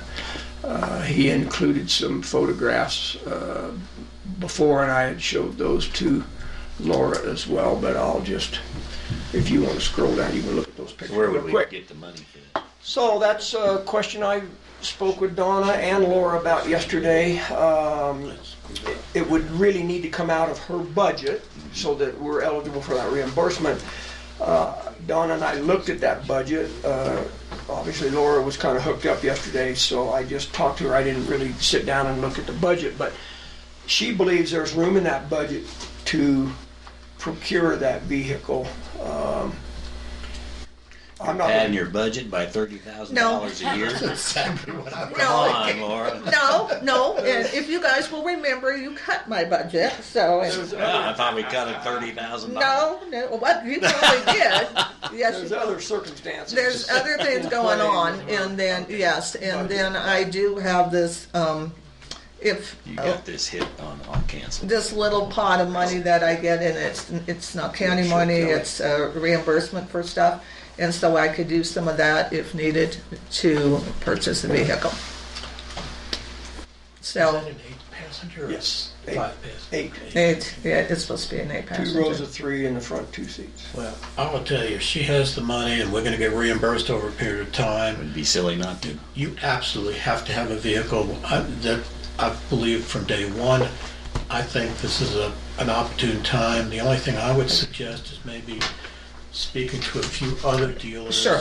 Get a Just bid. to make sure Oh, that you we bet. don't have, And we had a couple other, 8-passenger vehicles that we had made a list. We didn't talk to anybody. I mean, we haven't priced them or anything, but that's something we can do. Shannon's got a looking at question. 32,005 It's- seems like for 2020 It nowadays. seems like it's a good deal to me. Seems like it, but I don't know. Me either, Seems but like it. seems like it. What you got, Shannon? Well, you just might reach out to some dealerships that handle the state bids, because a state bid, I bet you it's cheaper than that. I'll bet you're right. That's why I was bringing it up. Right. How do you I mean, find them? I don't know if you want to just go with a more local dealership, but you may just want to consider that. Yeah, I think to be fiscally responsible, Oh, yeah. we need to We just explore can't that. just- But who does the state bids? Shannon? So several dealerships do. I mean, I could get you a list of those if you'd like, Laura. Sure. I, Oh, that'd be I have great. the list at the office. That'd be Okay. good. Yeah. Yeah, you're into that. You've been Well, yeah, shopping that's- for that's cars what we lately. use, and I mean, we're buying those Durangos. Yeah, and they're, left and they're right. cheaper than that. So Okay, that would be So great. we would follow up with Sheriff Barley. Yeah, if he brings me, we can look at it and we'll Good. take a look and see. I think Yeah, I think it's a no-brainer. We need to get and the biggest, one of the biggest concerns is us transporting kids in our personal vehicles. Because of the liability that's on that. It's huge for us on that, so. Okay, All right, thank you. all right. Appreciate it. Good job of whining. Oh, I know. I was practicing. Thank you. Yes, ma'am. Thank you. And for thank coming you. in. This Appreciate is it. so nice. I mean, I'm not going to take it. It's for the kids. But it's very nice, Clint. I bet he could get you one. Mr. John, good morning, sir. Veteran Service Office. How are you? I'll start this way and go around. Good morning, sir. Work your way up. Thanks, John. Quite the table now. Yeah, thank you. How's things in your world? As far as clients and stuff, not very busy this month for January. I have been getting quite a few new clients, so that's good. We're hoping for some good feedback from the 2020 census as far as veterans are concerned, if they will actually answer the question about the veteran status. The two big things, obviously the food drive that we did, or not food drive, but the food distribution we did last Saturday. Unbelievable. That was over 730 people that we were able to feed. I've been working with Laura and Stacy as far as making sure that I'm coordinating with them. I had mentioned a few months ago that I was looking for a different envelope or umbrella as far as the food bank in my office to make sure that I'm, legal and following the rules and all of that. My Neighbor's Cupboard, the one that brought that semi up here, is now using my office as a satellite. They're also going to cover the sheriff as far as food for the jail. Wow. So I will be inspected, have dated Keep food. everything up to date. Everything's Yeah, good. it's just Yesterday we did a trailer load of garbage and broken chairs out of the basement to start prepping for Hey, that. who'd you have helping you? You said you. Bill Hitt was doing all that, so hopefully he didn't have to pay for anything at the dump. The big thing that I have in the works, and this is going to be working for the next few months, obviously, but we've been approached. The VFW has been approached, and I mentioned it to the American Legion yesterday, but we are going to start planning a possible Veterans Day parade and try to make it as big as possible because Good. Perfect. so, other than that, unless you gentlemen have any questions, it was, like I said, kind of a quiet month as far as clients. I move we accept your report. The last item I had, We need to talk about it. I had a bit of a security issue with a client, so I did check with Donna, and I checked the state law. I do have a camera in my office. I will use it as needed, and I have posted signs for that. It's frustrating that I have to do that, but That'd be covered. Yep. I gotta be One covered. person ruins it for 1,000. You've been working with Vern on that, or has Vern been helping you? Well, the state actually gave me a webcam. Oh, okay. And I played with it yesterday, and it works fine for recording conversations. So, It's been moved to accept the report. We have a second. It's been moved and seconded to accept the January report for the Veteran Service Office. Further discussion. I have one question. If in fact your volunteer did get charged at the landfill, will you follow up with that? We will get him reimbursed if he did, because that was Absolutely. county business. Absolutely. I hope you told him. You told that him it to was tell county him. business. Well, but- he is a landfill employee, so Oh, okay, I'm so pretty I'm sure sure, we're that- good. yeah, shouldn't be a problem then. So, further discussion? Hearing none, we'll proceed to vote. All in favor, say aye. Aye. Opposed, nay. Motion carries. Your report has been accepted. Thank you. Based on Laura, I need to start asking for a car. Yeah, just start asking. Yeah. Get it started early. I thought you'd ask for a tank. Well, see, the problem is I can't just have a car because I hate to tell you where some of my veterans live. Yeah, you You've seen need my a, big You need red a truck. four-wheel Jeep. Yeah, my big red truck sometimes won't make it. All right, sir. Thank you very much. Appreciate you coming in. Have a great day. Continue the good work. Oops. Oh, hey, breaking stuff around. Passed Good on to see a you. compliment Thanks. this morning. You weren't here. I ran Oh, into that's someone right. at lunch yesterday. I don't want to mention their name, but the lady hugged me, said, "Hug you." They were so happy. They were so frustrated up until you got involved. So I just want to pass that compliment. You're not gonna hug him though, are you? No, I am Let's not. say we can take a quick little break. If you need to hug him. Pass, but thank you. All right, I'm not thank going you, to stop sir. doing what I'm doing. That's It's a right. very nice compliment. Thank you, John. Appreciate it. Pass on. Okay, we will move on. Unfinished business, gentlemen, that you're aware of? No do I. Okay, new business. We will allow public comment on each new business item if it is an action item and that we end up voting on that. So you're welcome to interject. First item of business is consideration of lifting the moratorium on the burn bans. I thought Kit was going to try to be here, so maybe we can. Kara's got a call into him, so if you don't mind, gentlemen, Wait a minute we or can two. postpone that until. I'd rather move on because we have a guest here. Yeah, let's so, get the reach thing going. So instead of waiting, let's deal with that if and when I Kit shows think, up. did he want to, because I thought he wanted to do it the same time as the Second reading. ordinance, yeah. So It, you might it wanna move could that be, anyway. yeah. So if you don't mind, by consent, gentlemen, we'll just hold off on that. The ordinance for what? for Second the reading. fire ban, Oh, so that would be later then. because they were A lot later. connected. That's February 19th. Right, so let's. Again, by consent, are we okay with postponing that? Yeah, let's okay, do it. Thank you. So we'll move on then, consideration of the REACH air Might ambulance disappoint contract. We Byerly. do have a couple of guests here this morning. Welcome again, gentlemen. Obviously, you introduced yourself during the audience introduction. Thank you for being here. So with that, I would prefer to turn the table over to Commissioner Prince, and we'll move forward. You're welcome to come up. Unfortunately, now there's only room for one, but whichever. So, I'll just talk a little bit about. There's Kit. good morning again. Good morning. Thank you for being here today. And maybe I should just set the stage real quick for people that's in the audience. We invited representatives from REACH, Air Ambulance, I know there's a better name for that, but Air Medical, to come in and visit with us a little bit about a possible municipal site plan contract with the county. So that's where we're at. Go ahead, sir. Yeah, so really I just wanted to kind of introduce, our services here in the area. We are Rotor Wing Air Ambulance based out of Salida. It's co-located right next to the hospital there, heart of the Rockies. We do critical care or emergent transport.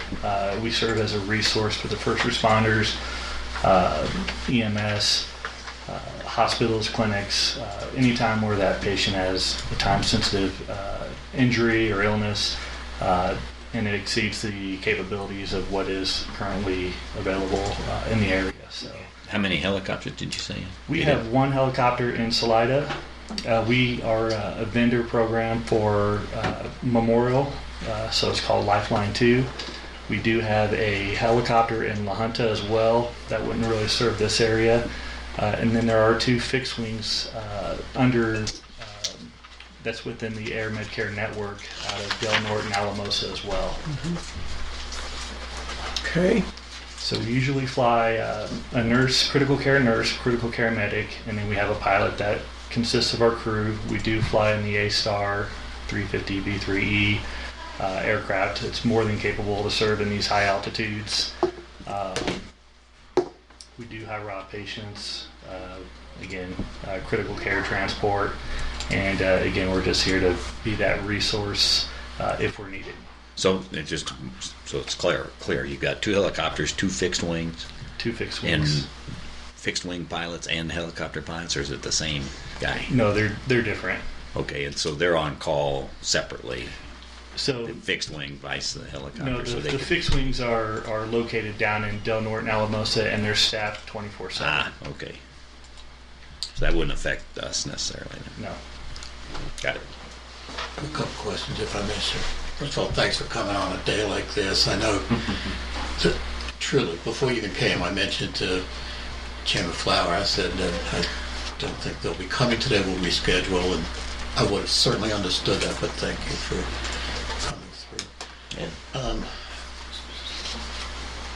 I have a couple questions about the proposed agreement you have, but I'd like to bring up, we have one prominent citizen who has been very vocal to me about it's too good to be true.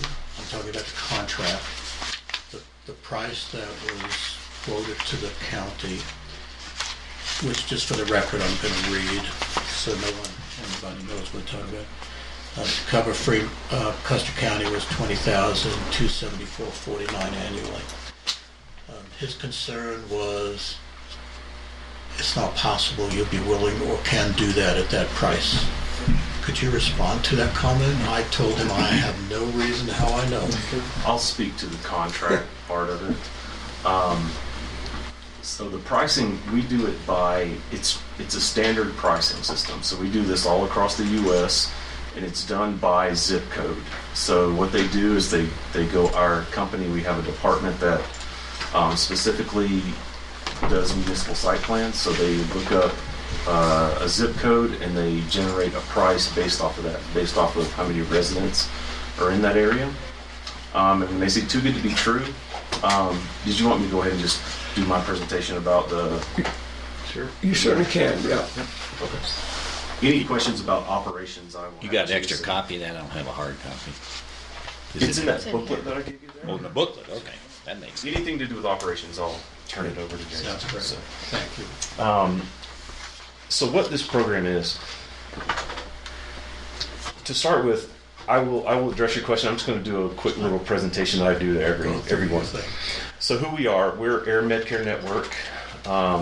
Reach is one of our operating, I would say, partners.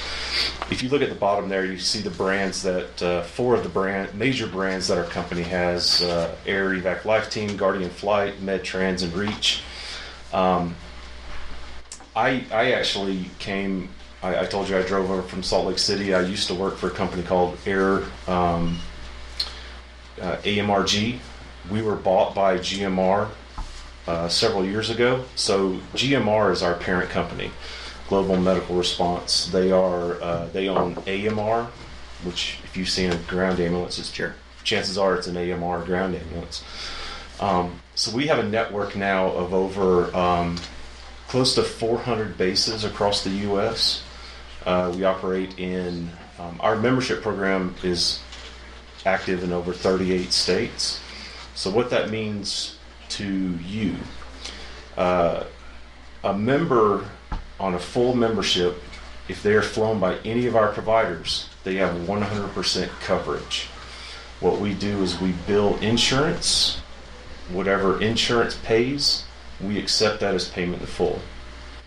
So to address your question of is it too good to be true, what we take out of the equation is called balance billing. So with Air Ambulance, what we do is whenever we do a flight, we have our standard billable charges that we bill, and it's standard across the board. It's by mile. There's different factors that go into what the cost of a flight is. Depends on the patient's situation. They might be have insurance with one of our in-network provider, in-network insurance companies, and then they don't have balance billing. We have a kind of a contracted rate with that insurance provider. We bill the insurance, and usually you'll have a deductible. This program actually covers the deductible as well. So if you have like a $10,000 out-of-pocket deductible, you don't have to pay that to us. If someone is uninsured, with this contract, we do to stay compliant. Working with Medicare and any type of federal billing, we have to stay compliant to what the IG stipulates. So instead of waiving the cost of a flight, we bill that patient at the Medicare allowable rate, which is approximately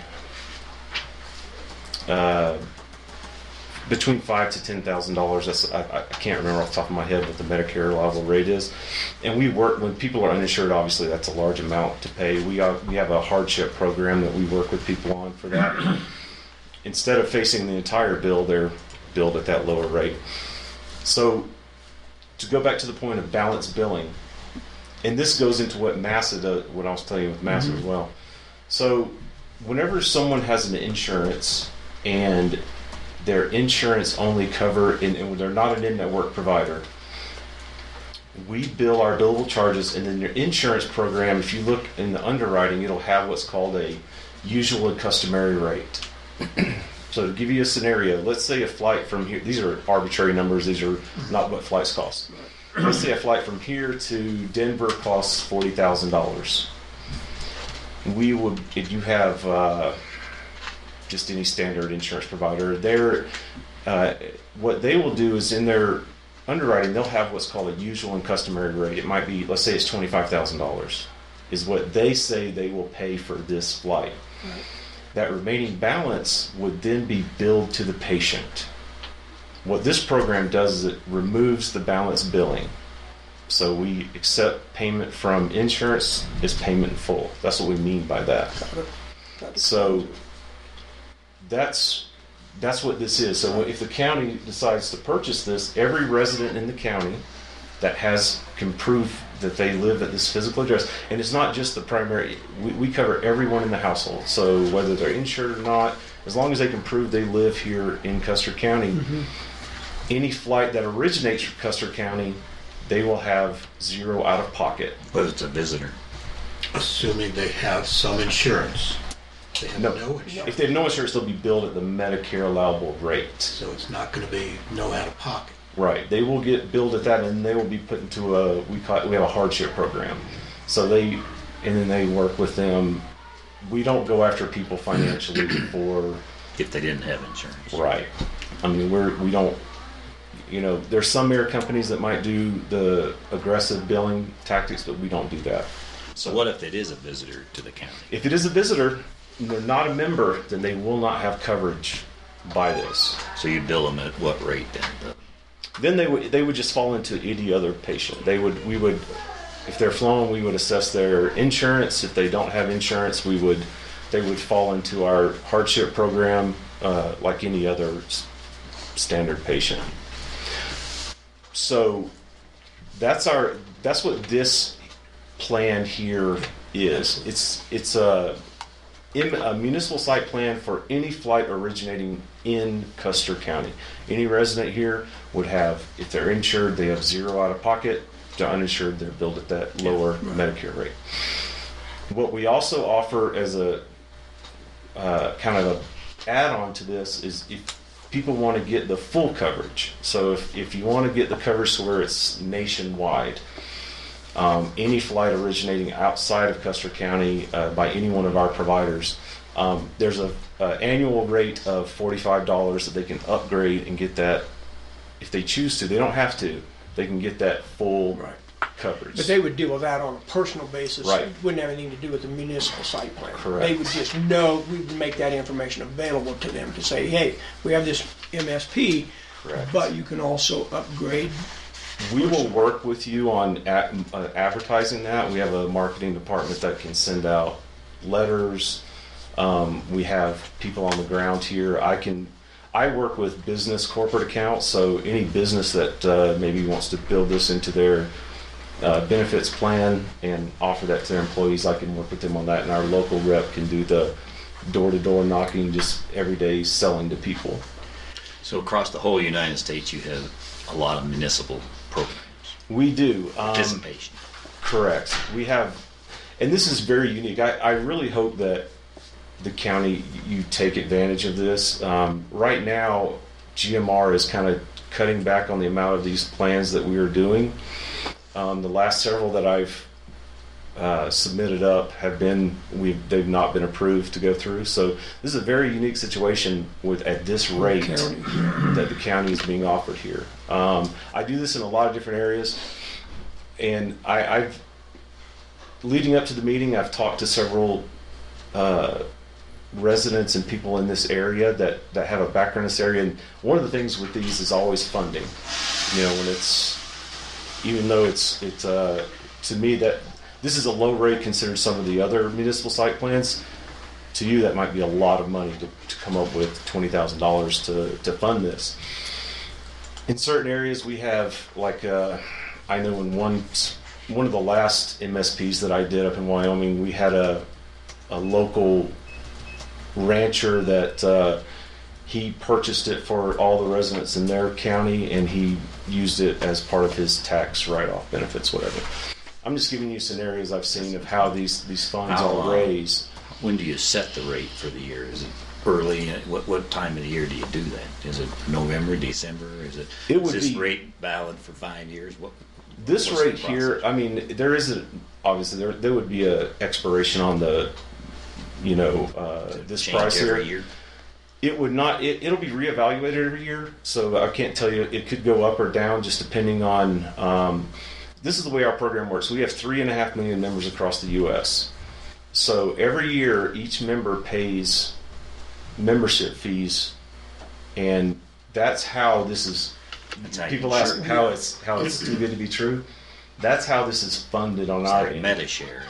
Right. So we have about 3.5 million members every year. Our analytics department they know that a fraction of those 3.5 million are going to be flown. They analyze it and they come up with a rate every year of what everyone has to pay so that we can cover. The way that the law works for us to be compliant, we have to take in as much money as we forgive on that end. So if we waive a flight that costs $50,000, we have to raise from these membership fees $50,000 to cover that.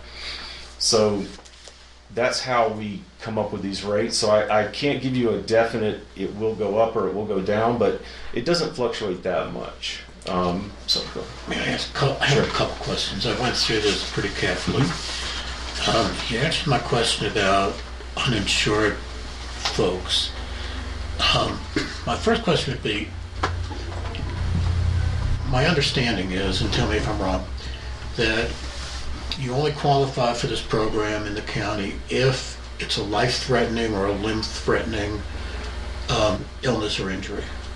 That's a good question. Okay, so how do we determine when our EMS goes out on the scene and they feel when this could be a life-threatening decision and they want to call you, how do we know that that particular flight will be covered? Who determines? So with our program, in the past, there has been scenarios where maybe insurance denies a claim and it wouldn't be paid. Our policy is if our flight crew touches a patient, that flight is considered necessary and they won't be responsible for that flight.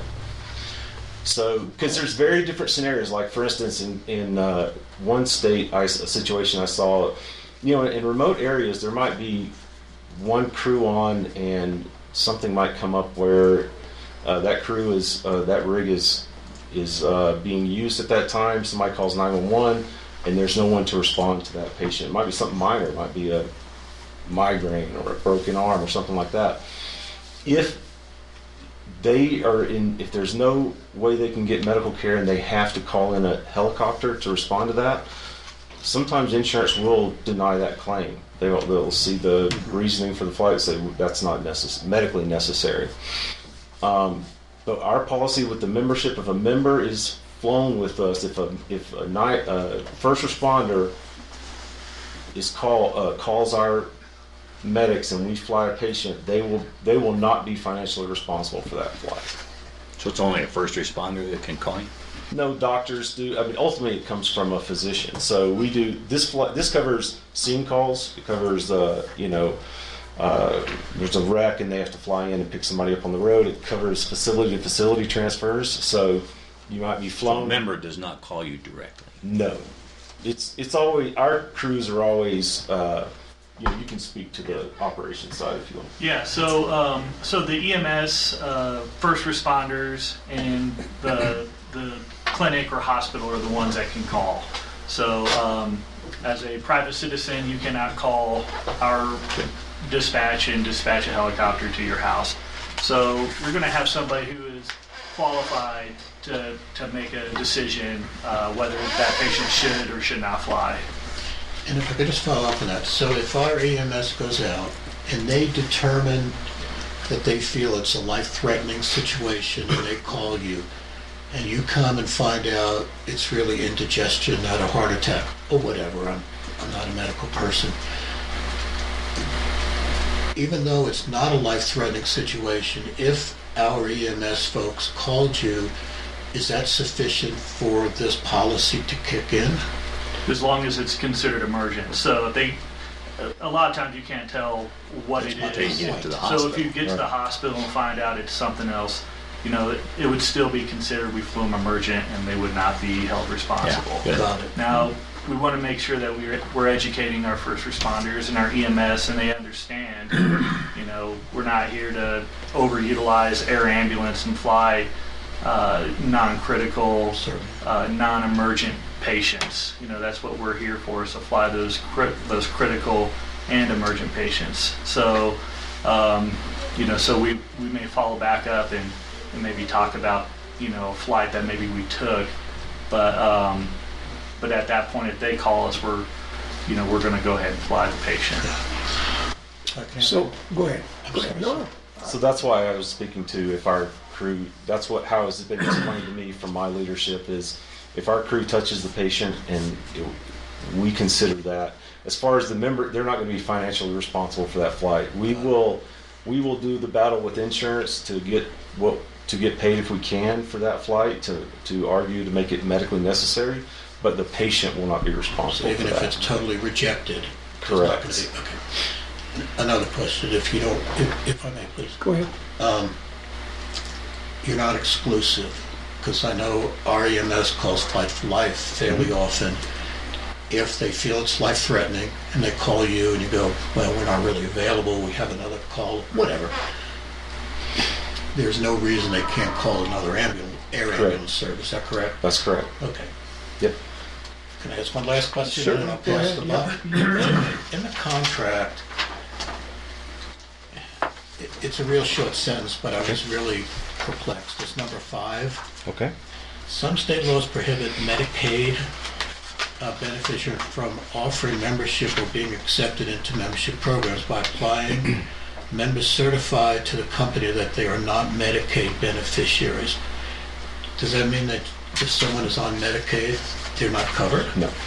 So Medicaid, the reason we put that in there is because Medicaid patients don't need the coverage. So they're already 100% covered. They're going to be billed at the Medicaid rate, and we have there's a Medicaid rate that we're paid for those flights. So there is no balance billing with Medicaid. Why do you need to put it in there? Well, we just put that these are terms and conditions are standard across the board. So this is like, let's say someone wants to buy this upgraded rate and they're Medicaid patient, we will notify them that they don't need this. So this is so that we don't sell it to people who don't need it. We don't want to collect fees from someone that are never going to get a balance bill from us anyway. So it's not that it's not a negative that they're excluded from it. They already essentially have the coverage because they're a Medicaid patient, they don't get balance billed. Understood. So, and it's not harmful. I mean, this rate here takes that into effect. So if someone is a Medicaid patient and if they want to receive a ID card from us, if you purchase it, everyone will receive ID cards. We will send them out an ID card. It's not excluding anyone from it. It's just for the financial purposes, we don't take money from someone that doesn't need the coverage. Thank you. That makes sense. Yeah, as a follow-up, the quote of 20,000 and some dollars took into account the number of residents in our county who are Medicare, Medicaid Yes, sir. beneficiaries. Yes, sir. That's already been, you know those numbers, you've already plugged that in. Correct. the It's formula. done by a census. I believe it's the last census that was taken. That those are the numbers that they go off of. So it does take all those things into account. It factors in, the uninsured rates. It does the. So there's a lot of factors that go into this price.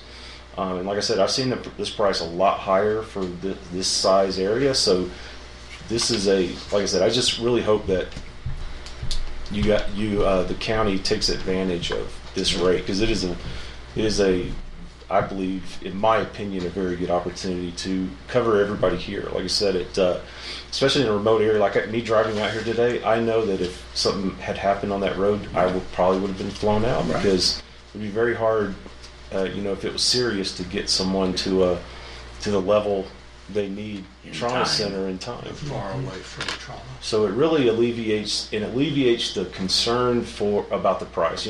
I cover a lot of remote areas. I have people come up to me and say things like, "Oh, well, from the state of Minnesota."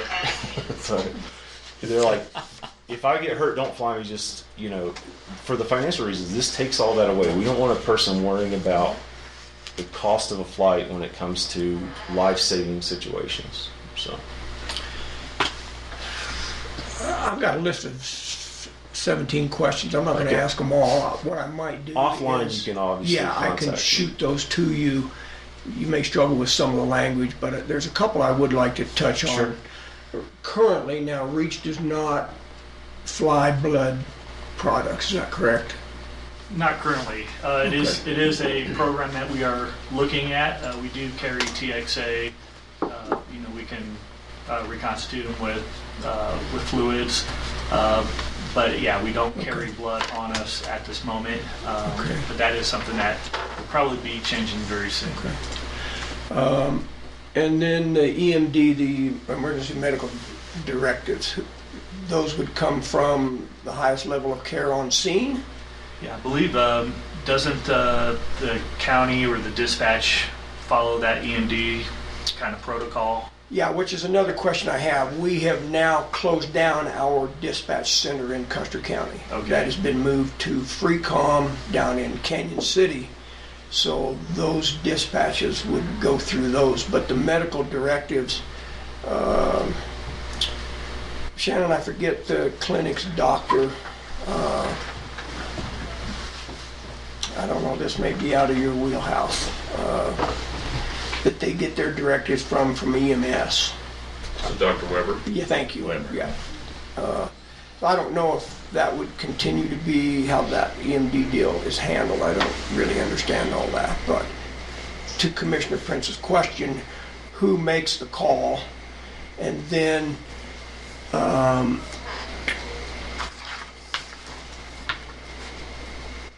how does AMCN decide we're flying down there or we're not? Somebody's got to make that decision. Is that staff on the helicopter out of Salida? Yeah, so generally, the way it happens is EMS or first responder shows up, say, to the scene, or whoever the sending physician from the clinic will make a decision to fly that patient.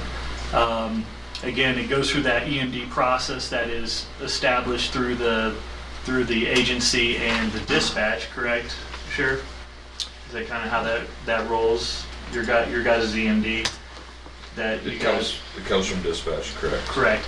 And so at that point, they're going to call our dispatch and request an air ambulance. We're going to land. We're going to look at the weather, make sure that we can fly. We may not be able to fly. If we can't, we'll try and offer up different solutions. Whether it's maybe we can get a fixed wing in, maybe we can go air crew by ground as a possibility. Just depending on the situation, but we'll choose to accept or decline that flight. If we do accept, we'll land at the scene or at the receiving facility. We'll package up the patient, and then we'll take them off to the most appropriate level 1 or level 2 hospital. If it's coming from the clinic, usually the clinic's sending physician we'll decide where that patient's going to go. And to that end, then, does REACH, we'll just call it REACH, I think Sure, we all know what that's we're talking fine. about. So does REACH operate under a hot load scenario, or will they refuse to load a patient if the rotors are running, or how do you have? Yeah, so our policy is to stay hot. So, but I mean, if that becomes an issue or it's going to be an extended sync call, then we can shut down if we feel it's in the need for safety. But just realize if we stop the blades running, there is always the opportunity that we may not be able to turn it back on. Right. It doesn't happen often, but it does happen.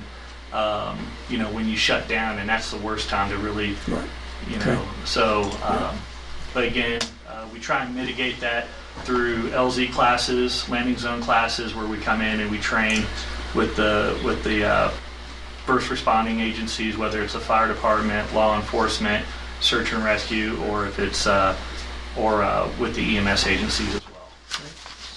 Go ahead, sir. Just to follow up on that, if I may. So, if the county enters into this agreement, then you will provide additional training to our EMS, fire department, and our local sheriff's department? Correct. Yeah, we'll do what we call landing zone class, and we do it whether you guys enter into the agreement or not.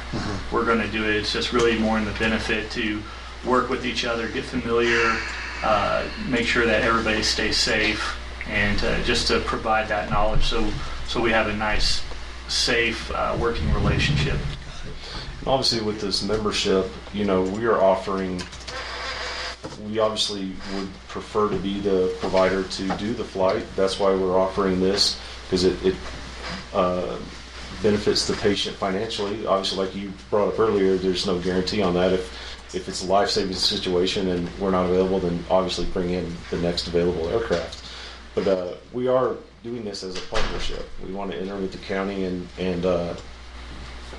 like you mentioned, provide more training, and that'll only benefit the residents here, because then they can get that top level care without the cost, the burden of the cost that a lot of times they face when they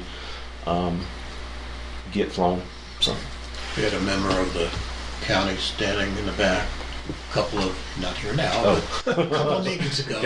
Oh, sorry, I wouldn't follow you. I'm sorry. I was just going to say, I'm just following up with this, that he said that he received a bill for not from REACH, but he received a bill from $40,000 for air ambulance. And I was talking to another gentleman who had no insurance, and he out of pocket paid $16,000. So, there's something to be said about living in a remote area, not having a trauma center close by. Right. And that's why this benefits the county. Like I said, that's why I really hope that the county takes advantage of it, because it would definitely benefit the residents. Like I said, because that's one of the big hot topic issues in the U.S., not just here, is with the cost of air ambulance and the government wanting to kind of draw back air ambulance a lot on the cost, then you're restricting people's access to that level one care.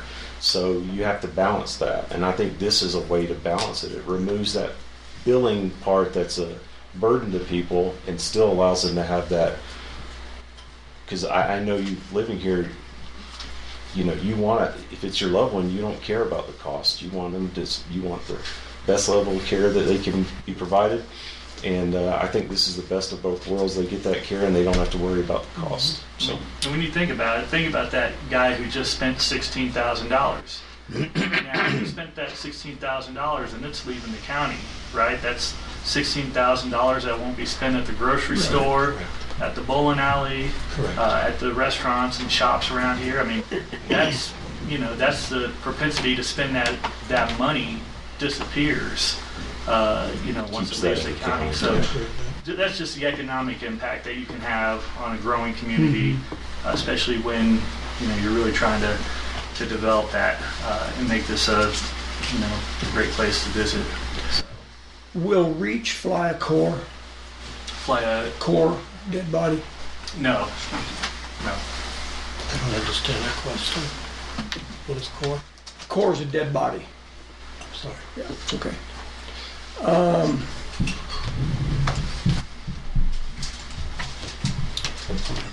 I thought I heard you say from facility to facility, so secondary flights would be covered?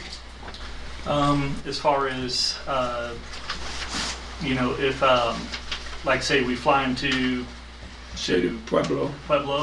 Yeah, we'll fly them to Pueblo.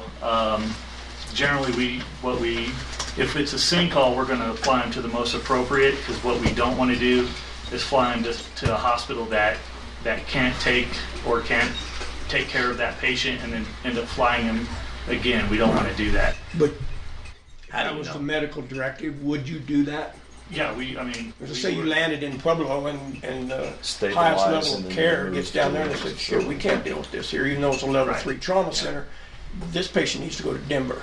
Yeah, so our medical direction is very specific on where we fly specific types of patients to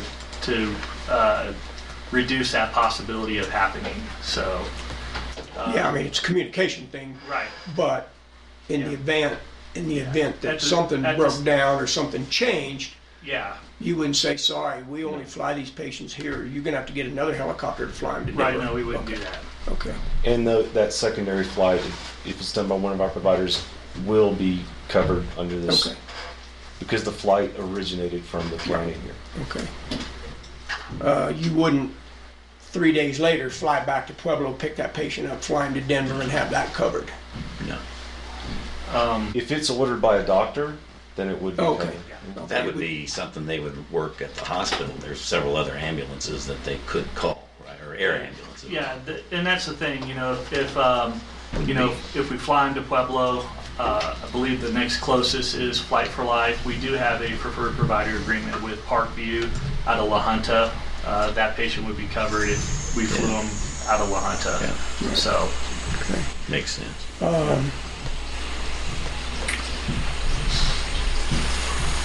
So my understanding from talking to Don is this financial arrangement could be broken into a monthly, semi-annual, annual payment, or can you speak to that? Is that pretty accurate? Yes. Details to be worked out. We have some that do it quarterly, or if we can work that out with the county if needs be.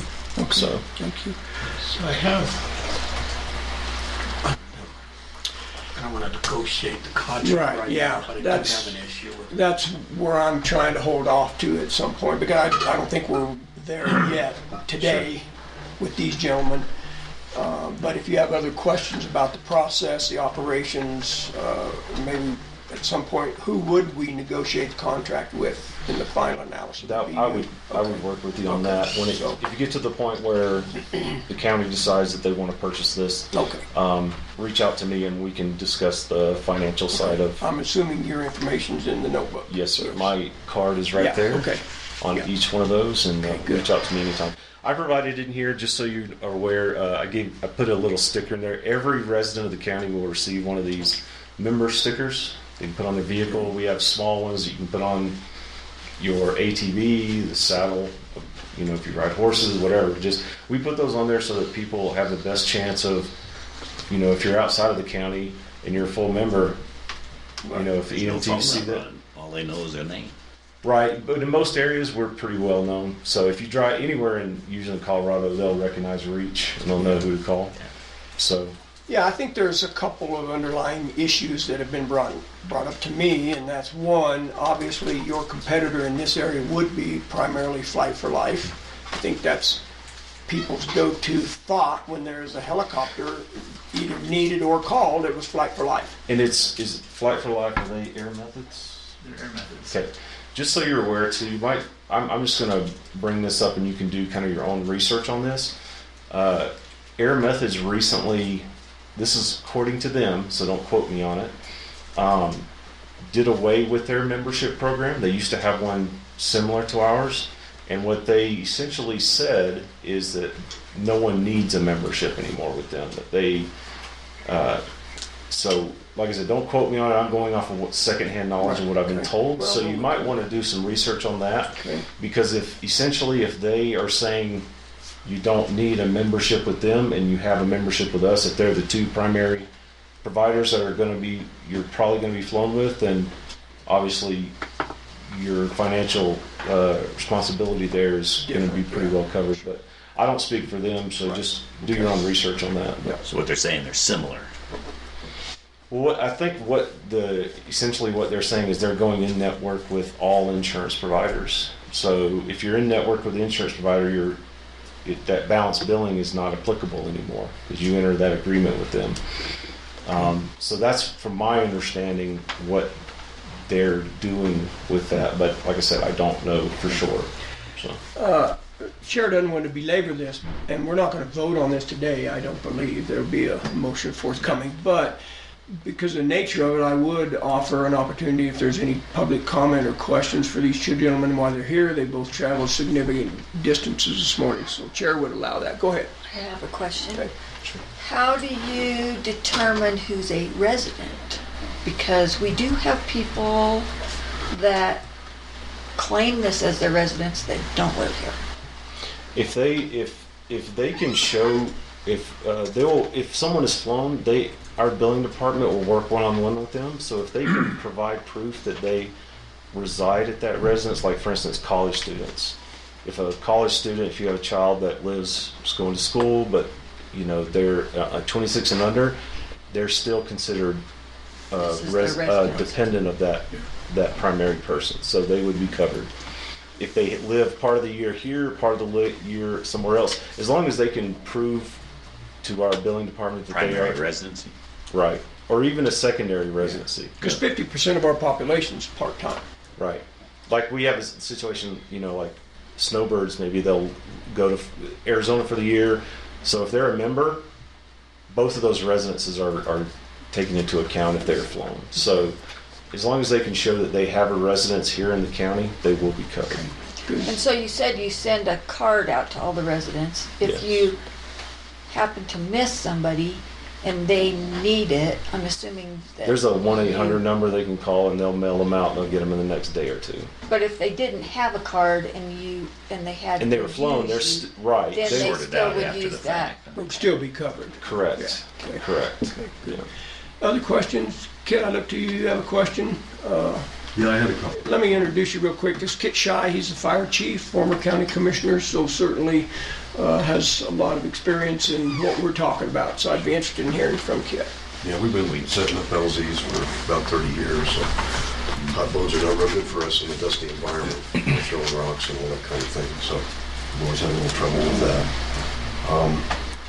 As far as the determination of medical emergency, our EMS decides that before they call you, so is that still an issue at some point in the medical process? No, like I said, that's why that policy is if we touch the patient, they're covered. They won't be responsible financially for it. And as far as I know, FreeCom doesn't have an EMD protocol.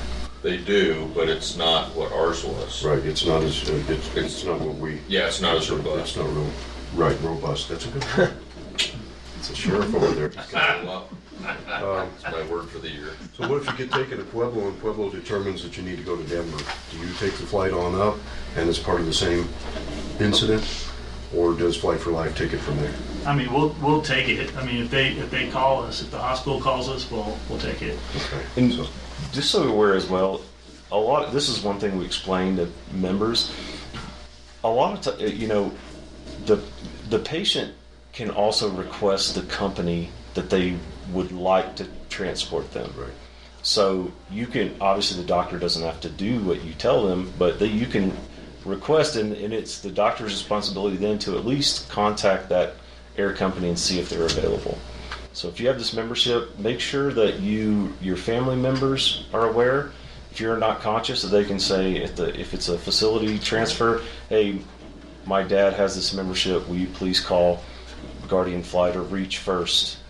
And a lot of people don't realize that. Sometimes they just go to the hospital and they say, yeah, call whoever, and then they don't get to take advantage of this membership. That's a good point. Education. Right. And just a quick scenario for you too. Somebody has somebody visiting.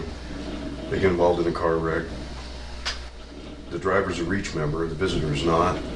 They show up on the scene, and it turns out the most critical that needs transportation is not a Reach member, but the driver was. That's why they called Reach.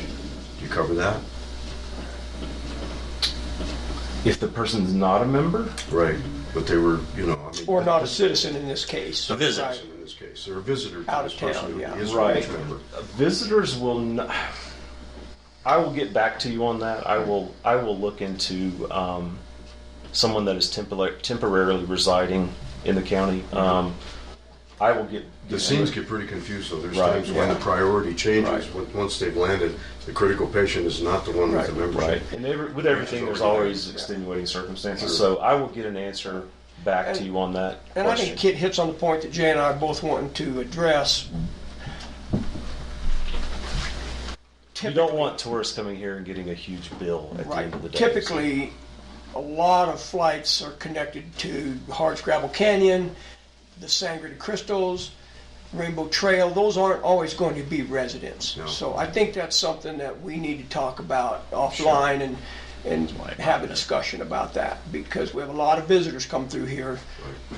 Not a lot, but we have visitors come through here who require air We medevac. can, just so you're, if we get to the point where you want to do this offline, when we negotiate the, payment and everything like that, we can negotiate. Okay. We can talk about that so that you're comfortable Yeah. with it. Certainly, before I you think sign. would be the legitimate concern. Kit. See, Thank you. air, any of them would have the same issue.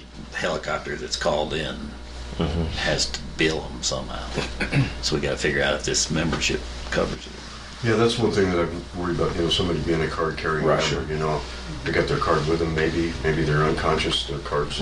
We'll work on something That kind of thing. to make you comfortable with that before we move. And you don't necessarily have time to argue whether it's flight for life or something. Well, and I'm worried about the confusion at the scene. Who That's the gets, thing that bothers who gets me. flown and Reach are comes they covered? because somebody says, well, I got a Reach membership. Right. But Joe doesn't. all I did was haul this guy down to my house because he fell off the needles. Right. And here comes Reach, and then, well, you know what? We'll come up with a solution that the county is comfortable with. Thank you. Some sort of connection. Yeah, good point, Kit. Thank you. Other questions, sir? Just one quick thing. Yep. I had a long talk with the Flight for Life director in Pueblo the other day at the RETAC meeting. And she said that the reason that they don't do memberships is because they're nonprofit.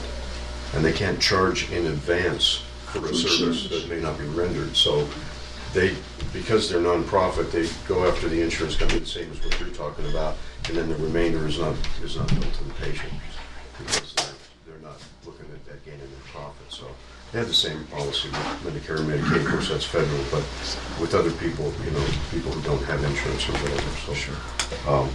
Yeah, as far as I know, they've never had a membership with Flight for Life.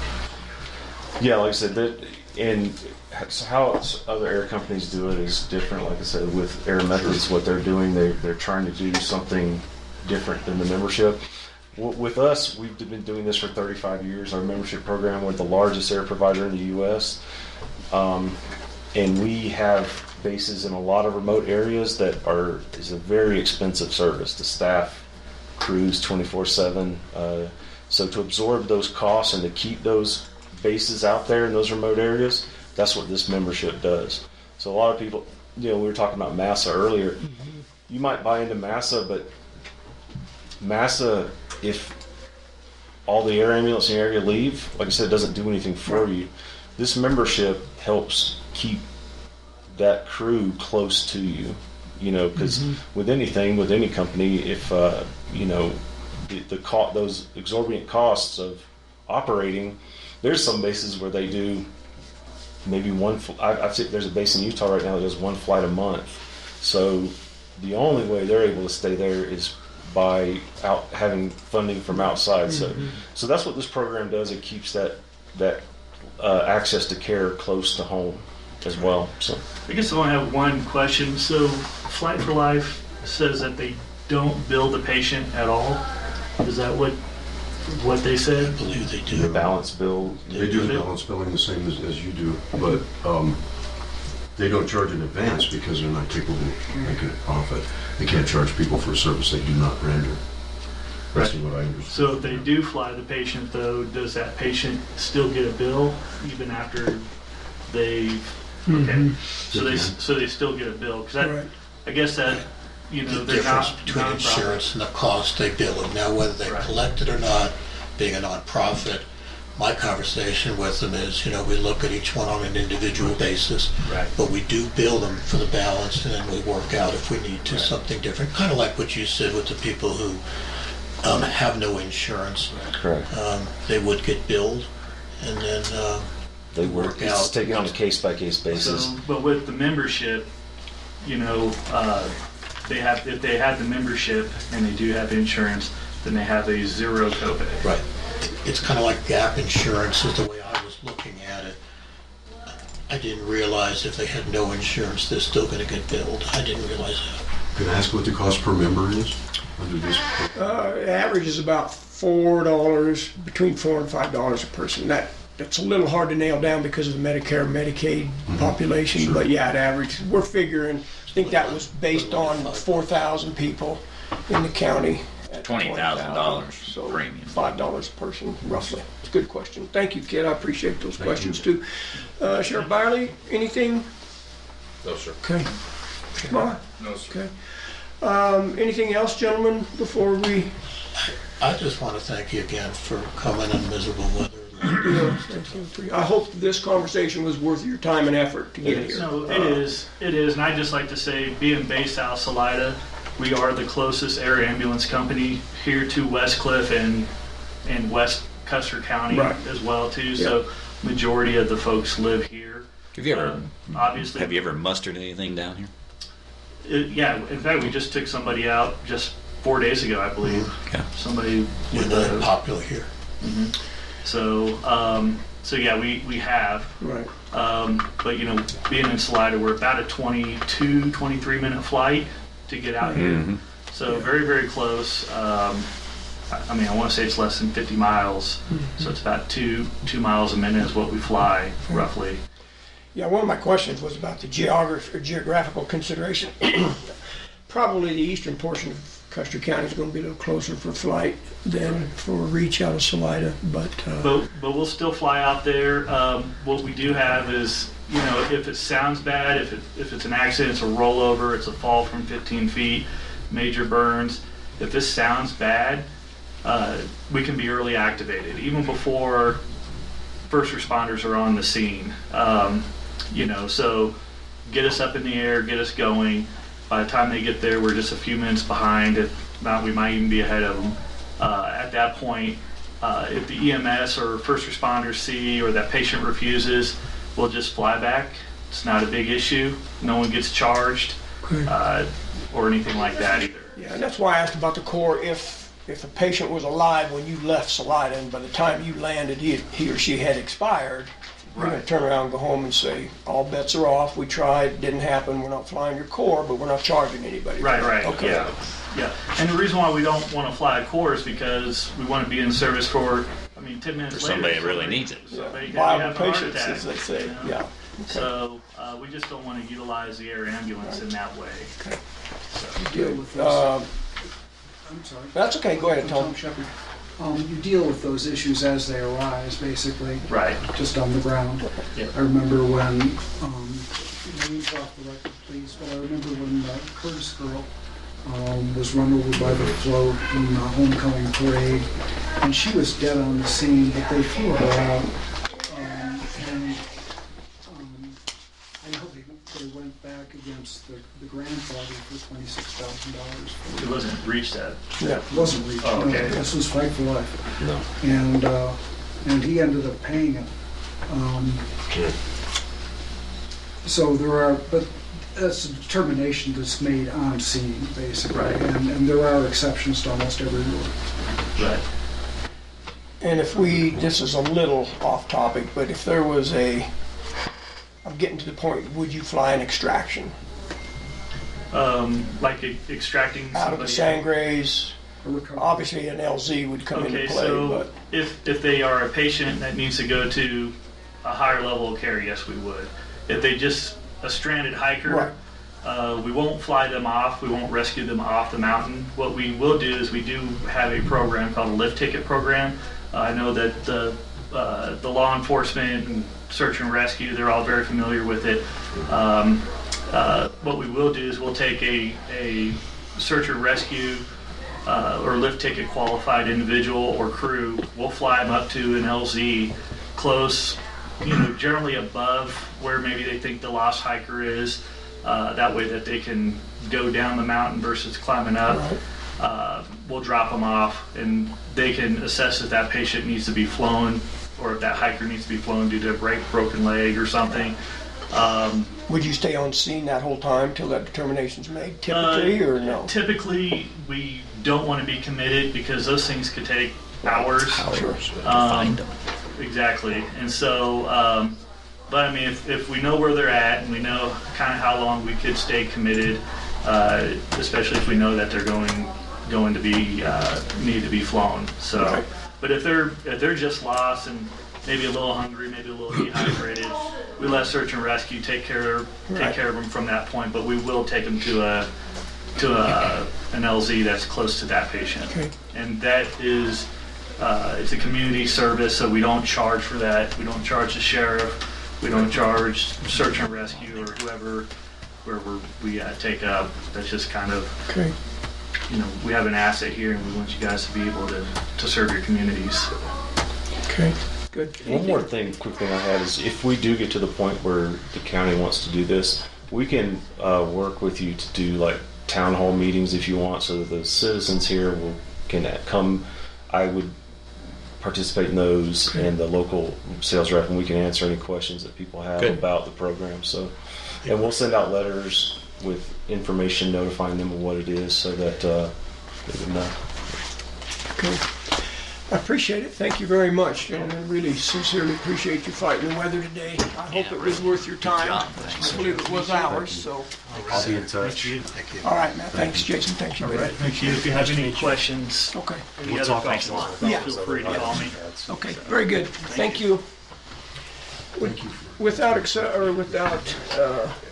Yes, it's the you got answer away to your from me. Without question. objection, we'll be in recess for 3 or 4 minutes. Time is 11:26 a.m. My apologies to Mr. Shy. We had these 2 guests from out of town, so we weren't sure what the weather was doing in your world, so we rolled by you on the agenda. Thank you for waiting. Appreciate that. Refer to experts from out of town. Yeah, there you go. Yeah. Good default setting, right? So at this point, we'd like to go back on the agenda then to the second reading of the fire ban. Well, actually, we'll go back to lifting the moratorium first, if that's all right. So if you'd like to come forward, sir. Yes, sir. Thank you. There he goes. Good morning. Nobody sir. usually Nice shakes to be my here. hand, so it just shocked me, stunned me, Thank you, Kit. You guys have any clue at all how coronavirus and influenza is transmitted from person to person? It's mostly this kind of stuff. Just shaking hands. Yeah. Oh my God. So we got rubber gloves for all our meetings. Wash your hands. Yeah. I want some Between you. sandwiches. Yeah. I don't think I've got any back here, actually, so. Good morning. Virus or? Yeah, both, really. Hope we don't have. Good one, kid. Yeah. So we need to officially lift the ban. That's your recommendation? I think we need to do that. We've got people lined up wanting to get permits. They'll be in tomorrow. So, Yeah. and it's perfect. It's just perfect. That does not have to be done by resolution, correct? Do we instill a resolution or instill a fire ban by resolution or no? Or is it just a majority vote of the board? We let I thought we rolled it. deferred that decision to We did. fire chief. Oh, that's right. We Yeah. did All change deferred. that. As far as That's instituting, exactly right. yeah, any changes in You're the right. ban resolution has to be done. So this is just a Yeah, courtesy that's call? right. I had forgotten No, about that. we got one piece of business. Yeah. And I'll watch the rest. Okay, so you have the floor, sir. It's just time to lift the ban. Okay. And, we put the ban on to create the documentation that you have in front of you today as well for second reading. So it's appropriate to do that now. Plus, we were blessed with some perfect weather Right. at Bernie. So Picked it just right, didn't you? Except we're not doing second reading today. It's just by title, wasn't it? Second reading by title. Yeah, but it didn't get published. Oh, that's right. Yeah, we did We're not gonna get re- it published, we're gonna so do we it have to tomorrow. wait now until the 19th. Or the 19th. Yeah. I don't know what to tell all those people that are coming in tomorrow. I told them what would be read on the 4th, and we would be able to. And statute says it has to be published 10 days. 10 days prior to the final And it reading. didn't get published at all. So it should have been published the 23rd, but there's some miscommunication. So it's going to be published this Thursday. So the 19th will be the soonest we can do the second reading, which will be very brief. So what could happen to allow them to do this by exception somehow? It can be hard to look at the snow and not allow them to burn. The permit wasn't part of the resolution. We could work, if you lift the moratorium, we could work under the old resolution until the 19th. That's a good idea. And there is no change. Because that old resolution stays intact until the new one That's right. supersedes Let's- it, correct? Right, so we could burn under the old resolution with a new permit process. So, yeah, I think I'd be fine with that. And we would certainly honor your decision on that, Kim. Yeah. We wouldn't be out writing somebody to take it for Right. some They little don't have technicality from the old to the new. I mean, Right, and then at some point we need to talk to FreeCom. yeah, I was Need to gonna tell them, visit but- with you, and let's get a blurb out that you guys, that at least in my thought, what you prefer for the language to be. We'll share it. We can get Right. it to FreeCom so that all of us are speaking the same. Good idea. Well, and there is no permit, required for agricultural burning. But they do need to notify FreeCom, so I want to get that word out as well. Burning for crops and, Right.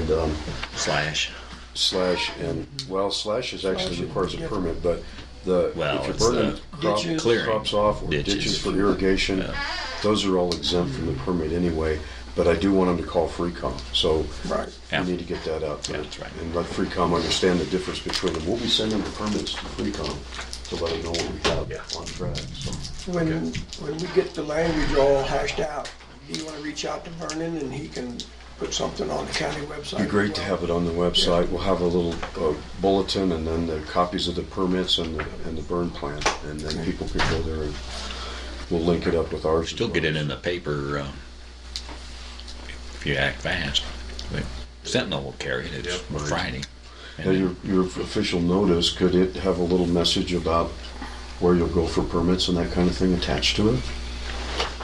Could you get that in there as well in your public notice? That, from now on, you'll go get your permits at the firehouse? Publishing the ordinance itself? Yeah. That wouldn't be part of publishing that. I mean, we could do a press We could do release it. or Yeah, I was gonna something. say we could do See, this is Tuesday, so there's time to do it. I would think that the papers would do a PSA without any cost. Yeah, I And if there was, we would cover that, kid. Yeah, we could that's figure out important. the cost. I just wanted to see if they could get out kind of at the same time. Right. Okay. I think it's work on it. Plenty of time. So moving forward, and I'd forgotten about the change in the process. We don't have anything to do with this as commissioners. This is an agreed upon thing with conversation with Sheriff's Department, Fire Department, FreeCom. Yep. And I appreciate you notifying us what you're doing. Well, sure. We wanted to get you in the loop on that, and he reviewed all of our paperwork too to make sure things were okay.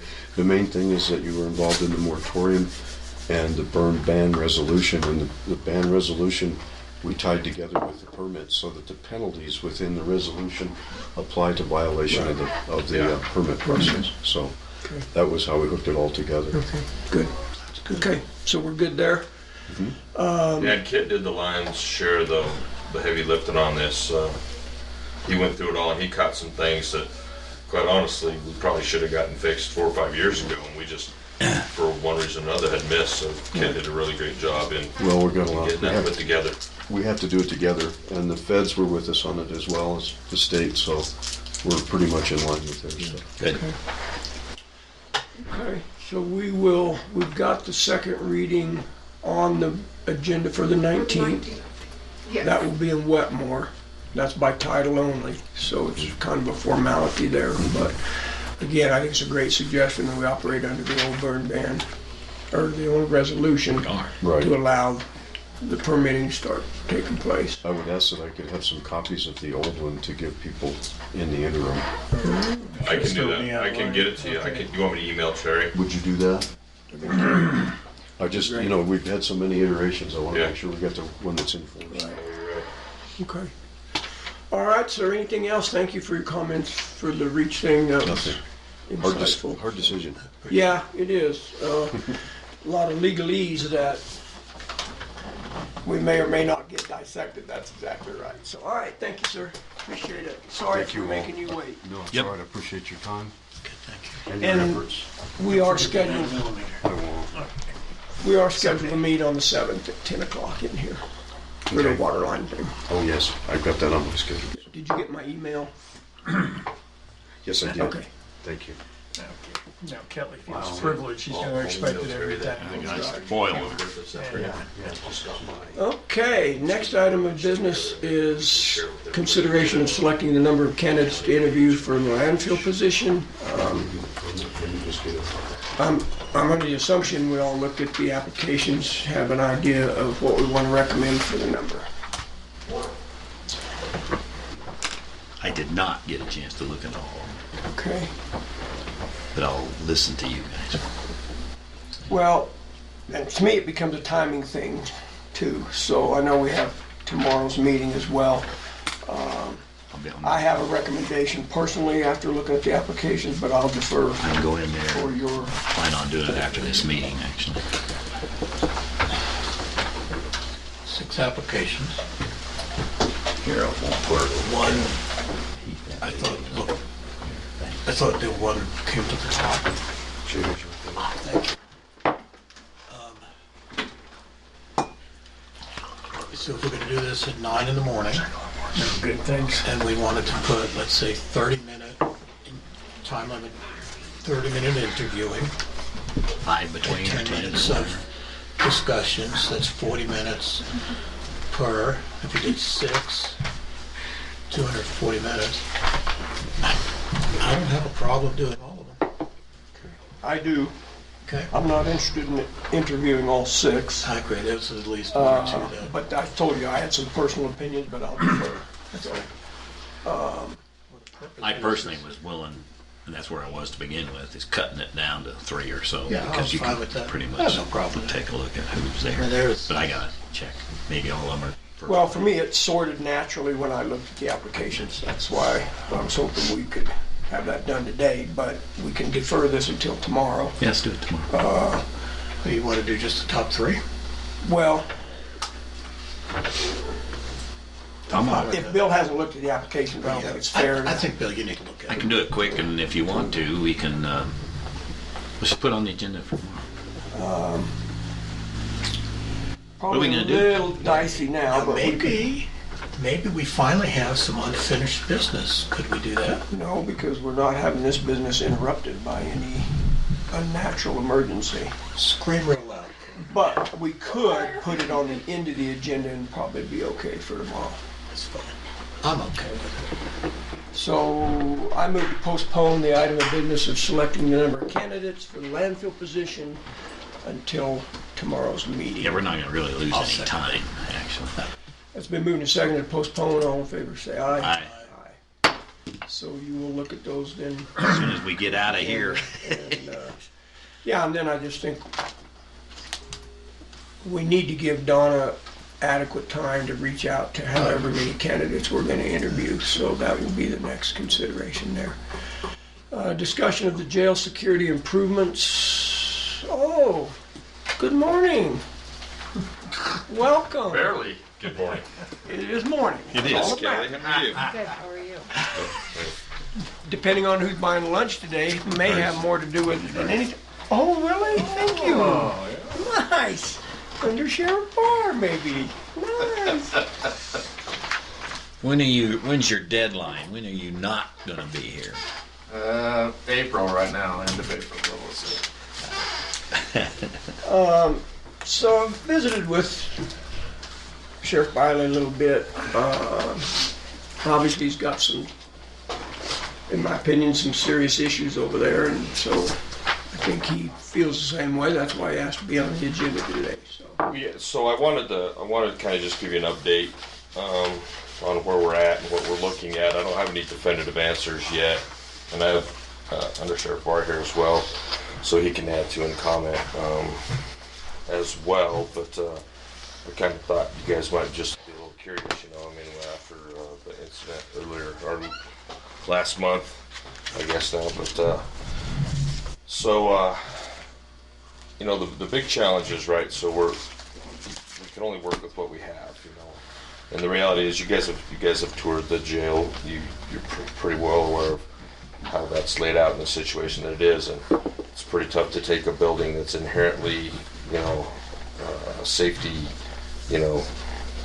hurdle, I'll put it nicely, it's a challenge, and try to make it more safe, and so we're really limited in our options.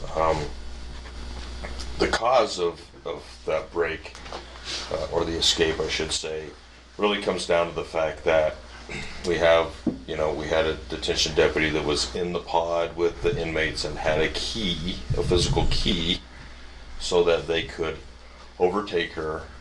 They know that she was the only detention deputy working in there, and they could overwhelm her, lock her in a cell once they took the key, and then they could get out.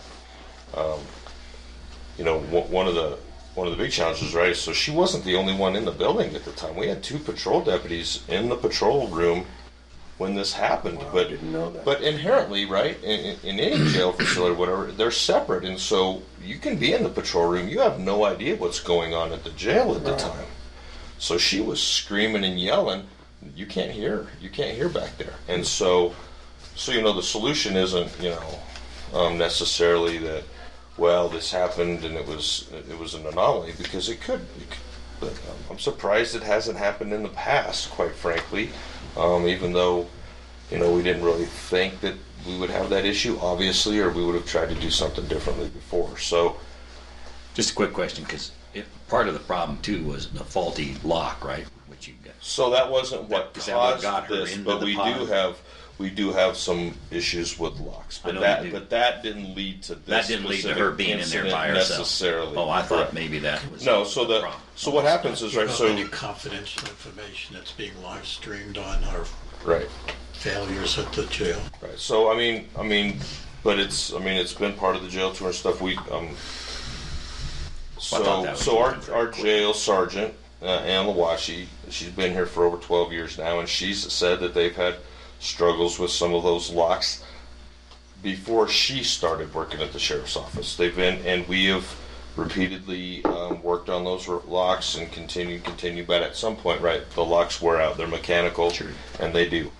And you can't replace those locks. There's no one that will work on them. The system is outdated, and so we have 3 different companies right now that are scheduled to come to do an analysis of the jail, look at the locks, look at the mechanisms, the system, and provide us with some recommendations on how we can improve that security.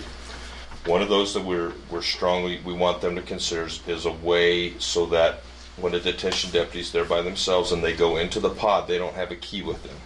So that's going to be a biometric lock of one sort or another, whether it's a fingerprint, whether it's a code, something along those lines. Technology continues to evolve, and so, we want to be able to upgrade those locks to something that isn't outdated now, so that it can be, because we don't know how long we're going to be in that jail, and so that's just the reality of it. So, point of clarification, it's got to be serviceable, if I may. And I know I'm interrupting you, but so you say so that we can get to a position where a detention officer didn't have to be in the pod with a key. The reason that is now necessary so they can get back out if they're the only one there, because there's nobody there to buzz them in and out. Right? So during the day, there's more than one detention, because it's busy during the day, and one detention deputy can't have. So you have 2, right? Well, when someone goes into the cell, there's someone to buzz them out. And when I say buzz them out, you guys know and understand how it works, but the people that are listening, with the control panel, and it'll show out. You know, we've got one of the locks that continually will show that it's locked and it's not, and then we have another cell door that we're not using that cell currently because it doesn't lock or unlock reliably, and so we're not gonna. So it's closed and shut down, and we just don't open that cell door. So your policy is you can go in there. One person can go in anytime. They have to I because get it. yeah, because you have to do hourly rounds all through the Right, night. and there they have wouldn't to be go in every hour. Any logic to putting two in there until the equipment's fixed or whatever. Well, I don't have the personnel. I know do it. that's why I'm asking. Yeah, It's so just- I mean, just getting it the only way to essentially have where we have two people on the time is I'd have to hire at a minimum of two more people because you got to have a crew. Yeah, you got to have to. You know, you have two different shifts working night shifts, so you got to have a person on each shift. So. You know, that's a huge expense, and I'm not saying that isn't the best answer. What I'm saying though is financially, I don't think the county can afford to do that. I just don't think we can, because now you're looking at 45. You know, true cost to the county, not wages, but by the time you add in all the benefit package and everything, you're looking at $100,000 for two people. And I just don't think that's cost effective when we have 8 people, 8 to 11 people in the jail. So that's why we're looking at the doors now. We're just guessing right now, but I mean I can't imagine that it's going to be cheaper than $1,800 per door. I can't imagine it's cheaper. I hope that I'm wrong, but we all know how that goes, right? When you start talking about jail equipment, the price immediately goes up 120%, I think. I think it's just automatic. 12 doors? 12 doors.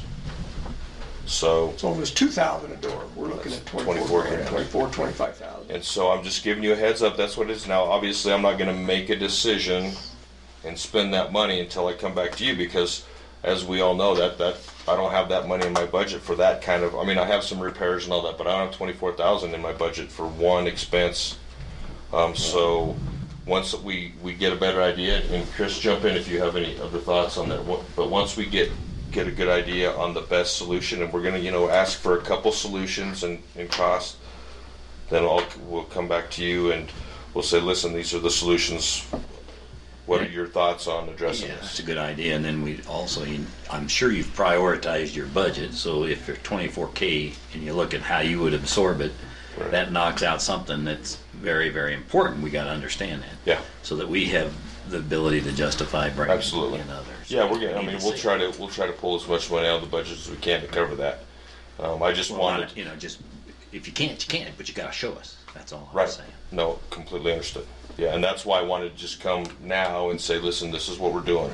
Right. We've done a lot of other procedural type. Well, I can't really say a lot because it's important to know that. So that detention deputy didn't do anything wrong. Right. She didn't violate POS. Right. She wasn't neglectful. I mean, she wasn't. I mean, it could have happened to anybody. The reality is that we were pretty.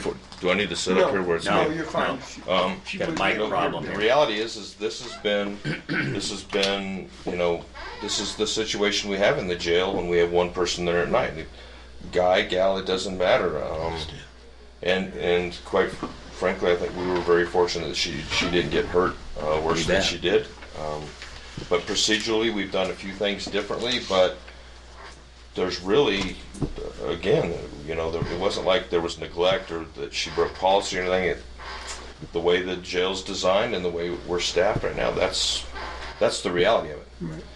And then lastly, I know there was some of the keyboard warriors out there on Facebook, that this person probably got fired and all that. That's not true. The reason we haven't had a vacancy or have a vacancy is that person was already leaving prior to this. Didn't have anything to do with it. Had nothing to do with it. It was a complete coincidence. So that was not, in fact, to that detention deputy. She is a tough cookie, and she was not intimidated by the fact. She was actually quite angry about the situation, and to that end, not intimidated. She was scheduled to go off shift the next day, right? I mean, she had a 3-day break coming. Right. I had people say, "Well, she's not there anymore." I said, Yeah. She's on her normal rotation. She's Right. not working Yeah. for the next Oh, 3 no, days. she didn't. So She didn't. didn't have anything. Because we offered that, if she needed some days off for it, and she was like, absolutely not. I'm fine. She was more angry than anything. Yeah. Did we have any luck reaching out to the other company besides Johnson Controls? I'm in the process. Sent some emails out this morning, and we'll get them. I have one guy that's coming on Thursday from Johnson and Controls, but 2 other companies, Cornerstone Locks and a place called Corvinus Security Solutions, which is probably our best bet. But again, we're going to go with 3 just to say that we covered that and see what they offer. The reason I ask is now let's talk about ideally a schedule, time frame. I mean, hopefully within the next couple months, maybe, or We're hoping. Hoping so. that we could get a couple of quotes and make a decision and move forward. Yeah. And I really reached out to different jails around the region and said, who are you guys using? And that's the best way to go, right? Because then they're, like Fremont County's happy with who they use and Pueblo County's happy with who they use. So timeline is 2 months, and you're happy with how you're going to handle Well, it in the interim. so my hope is that within the next 30 days, we'll have somebody Something. here, and we'll have at least a viable solution to that. Then I can come to you, we can Contract look with at, and- and then of course, it's just getting on their schedule when the contractors can get that work done. I would add this too, just, for the people listening out there, is that we have made some changes to alleviate that. So now the jail staff do not go into the pod if the inmates are out. That's what They I was lock them asking. down. Right. So until we can come up with a solution on our lock situation. But that's the pro. See, that's not foolproof though, because You still that's have what warehouse. led to this issue. Right. Is those 2 would not lock. They refused to lock down, so she had to go into the pond Right. or into the pod to convince them. But or in that to- case, she could call somebody Right. to go in. We've had those. So that Yeah, would we're- be the and scenario. that's what we're gonna do. You wouldn't let her go in by herself. Right. Well, that's Or anybody well, go in. Well, they If they that's still their Have policy. to go in to do rounds. Yeah, but what we're I going to do understand. is But if they're refusing, that means, to me, that's Right. a call that says, all right, let's get 2 guys in there. and we've we'll changed, work this. and we've ensured that they understand that now. So we have all the inmates locked down, and if one refuses, a patrol deputy will come in and help ensure that those folks understand that they can lock down willfully or unwillfully, but they will lock down. Now, not counting patrol deputies, are you fully staffed in the jail? Not yet, no. So we're 1 down right now, One down. but You're looking at we did interviews yesterday, Under Sheriff Barr, and the staff did interviews Detention yesterday. So officer. we'll be offering somebody a position here in the next. And on the patrol days. side, are you staffed? We're down 1 with Deputy Dustin leaving. We have 1. We've got a few applications, and we're waiting. So law enforcement, we're down 2 right now. 1 jail detention. Technically, yeah. Yes. Okay. Yeah. What else is a concern over there besides this locking mechanism? Well, we've talked about so we're going to do some upgrades to the kitchen once the weather improves. So we'll take care of that. I mean, on the jail side, is that the biggest issue now? Oh well, yeah. Just getting those locks fixed, and that issue. That solution. We were hoping that we wouldn't have to drop $25,000 on that, but the point has come. It's come to the point where the folks that install those they refuse to come out. They're like, we're not working on that stuff on that system anymore. Too outdated. The last time they came out and worked on it, it was working the way it's supposed to when they left, and they probably didn't even get back to their office, and it was malfunctioning again. And they said, "No, we're done. I'm not coming." They don't want the liability of fixing it. Well, yeah, they just because it's so old. Yeah. I'm assuming the hope will be that we can get this fixed without getting into replacing doors and door jams. Ooh, let's hope. Let's hope. Right. At least, the doors and the door jams are still. They're wired so that all the conduits in place. So if they do have to replace wiring and stuff, our hope is that they can do all of that, and it won't be any they're embedded. mechanical. That'd be very hard to do. What's that? They're all embedded right into the yes concrete. Yeah. Yeah, so we're hoping that they can just use the existing conduit and make it work. Again, you know, we're just gonna have to have specialists that's what they do. Okay. Well, I think when it comes down to it, we're not going to have any choice. We're going to have to find the money, and we're going to have to get this problem taken care of. Yeah, hopefully, you know, like I said, hopefully that cost is right. Because right now you're down a whole cell, right? Number 2 is down and out of commission. You can't even use it. Yes, right. So, and you have. I mean, if we were forced to use it, we would, but we're going to avoid it as, you know, best we can. Mm-hmm. And we're doing a jail tour tomorrow. Tomorrow, yes. Under Sheriff Barr is going to be on staff. Yeah. And we can show you the problem with the second There's how many cells? 6 or? 6. 6. Yes. 3 on each side. Correct. So you take 1 out of there. Right. 15%, 16% I mean, our jail of our population's capacity is down. a little bit right now anyway, so that's really not, we're not hurting. Right, yeah, and let's talk about that real quick too. We had scheduled that, we didn't set a time for it, was after the commissioner meeting. I spoke with these 2 gentlemen yesterday. I think it would be best for all of us if we could go over right after the meeting before we break for lunch. I agree. Are you okay with that? So I'm assuming we should be noonish tomorrow. Okay, I'll be there. Maybe a little earlier, but. We'll do our best to get there by 11. Hold your breath, big boy. Yeah. I like your optimism. Wow. Gotta set a goal. So, well, thank you for coming in. Thank you for waiting. Appreciate that. Yeah, no problem. No problem. Yeah, it's important. Let me talk. Yeah. Okay, so we will move on if we're okay with that. Then let's talk about the Justice Center project, which is next on the agenda. Sheriff Briley and I visited about this a little bit. I think both of us are actually looking for some direction to go, and so I would allow Sheriff Briley some opening comments about that. So I was going to send an email out to the team again that's been helping us with this, and see if we can't set up a meeting here in the next couple weeks. Obviously, I'll send out and offer up 3 or 4 dates, so hopefully all 3 of you can come to that meeting. Just because, you know, we're at the phase now where we've got to hire.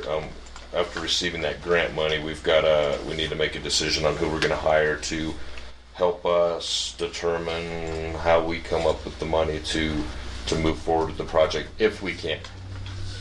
And so, Yeah, and that would be with the whole team, not just the half team we were working. Well, and again, that's whoever the members are. That's what I was hoping to get your input on a little bit. How big a group do you want for that?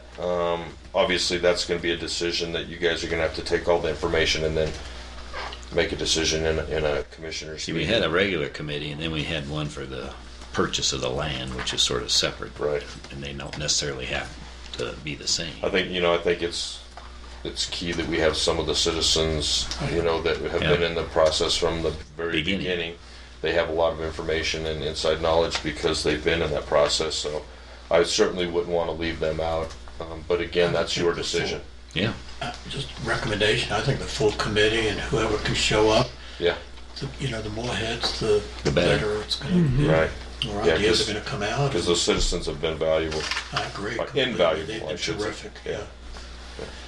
So you're going to send out an invite?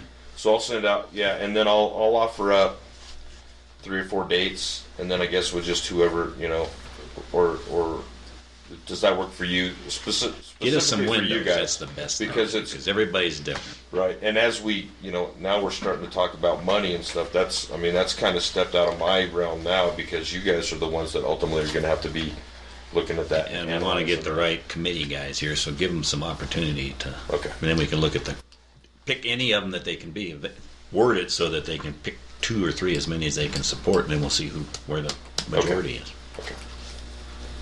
Good. Yeah, I think that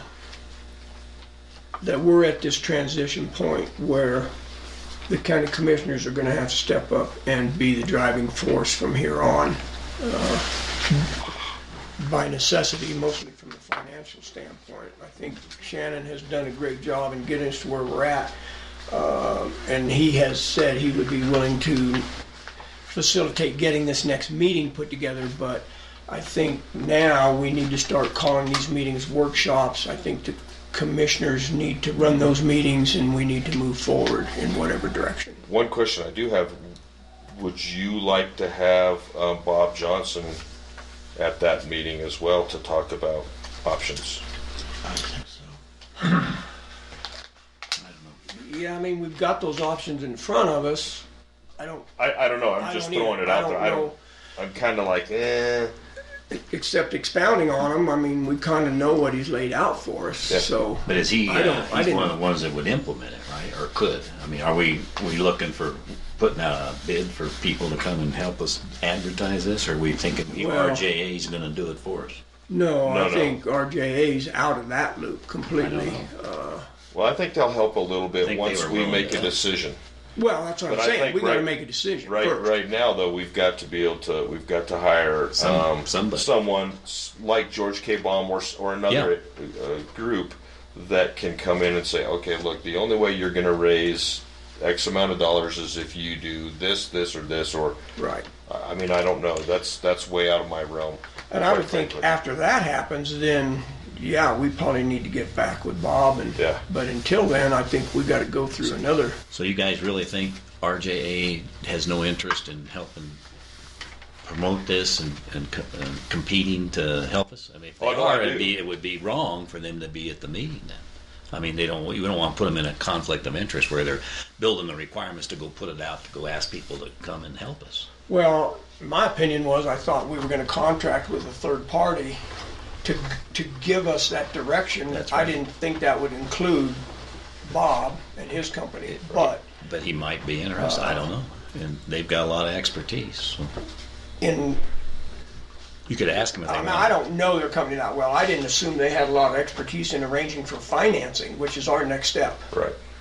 I don't know. You ought to ask. So I know Before they've we worked. invite. Well, I know from what Bob Johnson said. So they've worked with George K. Baum quite a bit. Right. You know, and George K. Baum is like the big name of people of companies that help Right. government agencies fund projects like this and figure out how they're going to fund them. So I was dealing with RJA. That's why I'm asking these questions because Right. they were getting this far onto that last bit of money. So yeah, would they be willing to come down here under the old contract and or would they be coming down on their own gig? See, or if they're maybe I ought to call them and ask them if they think they are interested in going the next step. Then we got to figure out how we handle it. Just to keep us out of trouble. They have some expertise in this area that we do not have. That's right. They've done it with other municipalities. It seems to me like they would be a valuable source to give us input in the best way to go. So I personally would not have an issue having them here. And then having them Because this compete is really for the beyond their job. scope. Their scope, is the building and the design and all that stuff, but raising the money, they have expertise in it, but we know we're not going to hire them. I'm to all do it. for that. Well, I don't Yeah. know. See, that's why I'm Well, asking. it's I don't not- know if they do that on the side too. No, they don't. No, it's not their business. Because they If that's the recommend. case, then they have to understand we're not going to be putting out. They wouldn't be bidding on the next step. Because Bob recommended that we Yeah. go out to a Right. third party to Okay, help so that's us fine. figure out how we're going to pay Right. for it. Yeah. I'm good with But it. they have some expertise that we don't, so. Sure. Absolutely. I think they should come whoever's got down. the brains. I would like to have them here personally. I do too. I only was cautioning it in case Yeah. we wanted them because of the No, I concur option. with what you're saying. Okay. If it would be a conflict, it would give them an inside track. Sure. If they were going to bid too, be inappropriate. Right. But since they're not in the running, they just have expertise. Okay. And they certainly would probably be able to go, hey, look, so you could look at this company, this company, this company, Yeah, this let's company. get We've them worked done. with all of these people before. They could help you, and that because I mean I certainly don't know companies that help. Well, I know the town of Just 'cause Westcliff it's, has money. hired a company to help them try and Okay. arrange for the 1% sales tax. And it's not Bob, it's a lady. Sure. But Yeah, because there's they're more than different. one company that does that Yeah, for sure. exactly. Yeah. Okay. So then, yeah, I'll just include him in on the emails, Yeah. and we'll see if he wants to come to help out with that. I mean, it certainly can't hurt. Well, why don't you just ask him to and see what he says? Okay. Don't give him the option to quit. Okay. Fair enough. Fair enough. Okay. So I'll try to get that email out today. I have a full afternoon, so if not, though, it'll certainly be this week. I'll get it out, and we'll see. We'll try to get a meeting set up by the end of the week. Okay. Sounds great. Yeah, I think so. I sent an email just now to Donna. I can't remember, is the underfunded grants a reimbursement process? Yes. Yeah, it So is. we're gonna have to come up with that money ahead of time. Well, 30,000. no, I think you draw it, you bill it as you're going along. I asked her, I haven't heard back from her, so. I mean, that was my I understanding. don't have internet. Good question. Yeah, I'm not up now either on the internet. She's probably listening intensely to this new system. Could be out So- again with the weather. You know, I think that's the next step. We gotta find out about the financial arrangements and get somebody under contract to move us forward with exploring funding mechanisms. Yes. Right. And then once that all occurs, then we start over on, And that's why I'm like, look, so you gentlemen you're gonna have to drive that train now because it's money. Right. And I certainly don't. That is our job. Yeah, I certainly can't be in that position there. I'd like to look at the calendar a little bit. I don't know about February, if we could get, you know, we got some hoops to jump through before we contract with anybody. And the next question after, is it a reimbursable grant, which I think it is, but then are we gonna have to put this out for bid? That's a question, I guess, for council. It's a grant. The grant was given to us to secure a third party for financial recommendations. Are we gonna have to contact 3 different companies? Would we be able to select one on our own? I think you just choose one, you're not spending county funds. I mean, since it's a grant, I Right. think we can just go ahead and spend it. Okay. And the grant was specifically to contract a third party to help. I mean, that was in the language of the grant. So, Correct. But I do think it's prudent though to at least reach out and get, couple. you know, at See least who's there's interested. probably at least 2 or 3 that might be interested in doing that and I agree. Okay. be responsible with that grant money. In my opinion, Bob Johnson may be of value for that. He might have some other names. Hey, here's That's what we 3 of the said. top hitters in Colorado. Yeah. Right. So, Yeah. yeah, I think a full committee, I think we owe that to the people that gave their time to come in and sit on that early committee.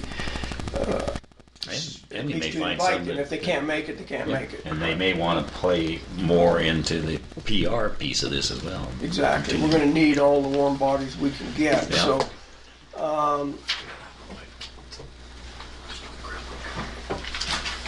I'll throw out some dates and then gentlemen, you can certainly jump in there with your calendars as well.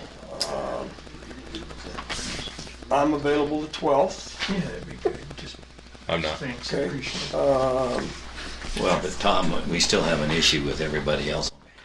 Yeah, he's just trying to give We you, can't, because I think we should work around Right. your Well, schedules. we're not gonna be able to get 17 people to agree on a date. We're gonna have to No, probably but pick you would want to get 2 the or 3 majority. dates and And we say, would like to get the majority, Right. and we don't have to have all 3 commissioners there. We can go 2. well, I or- think we're gonna have We to should start try. having all commissioners there because we gotta move forward.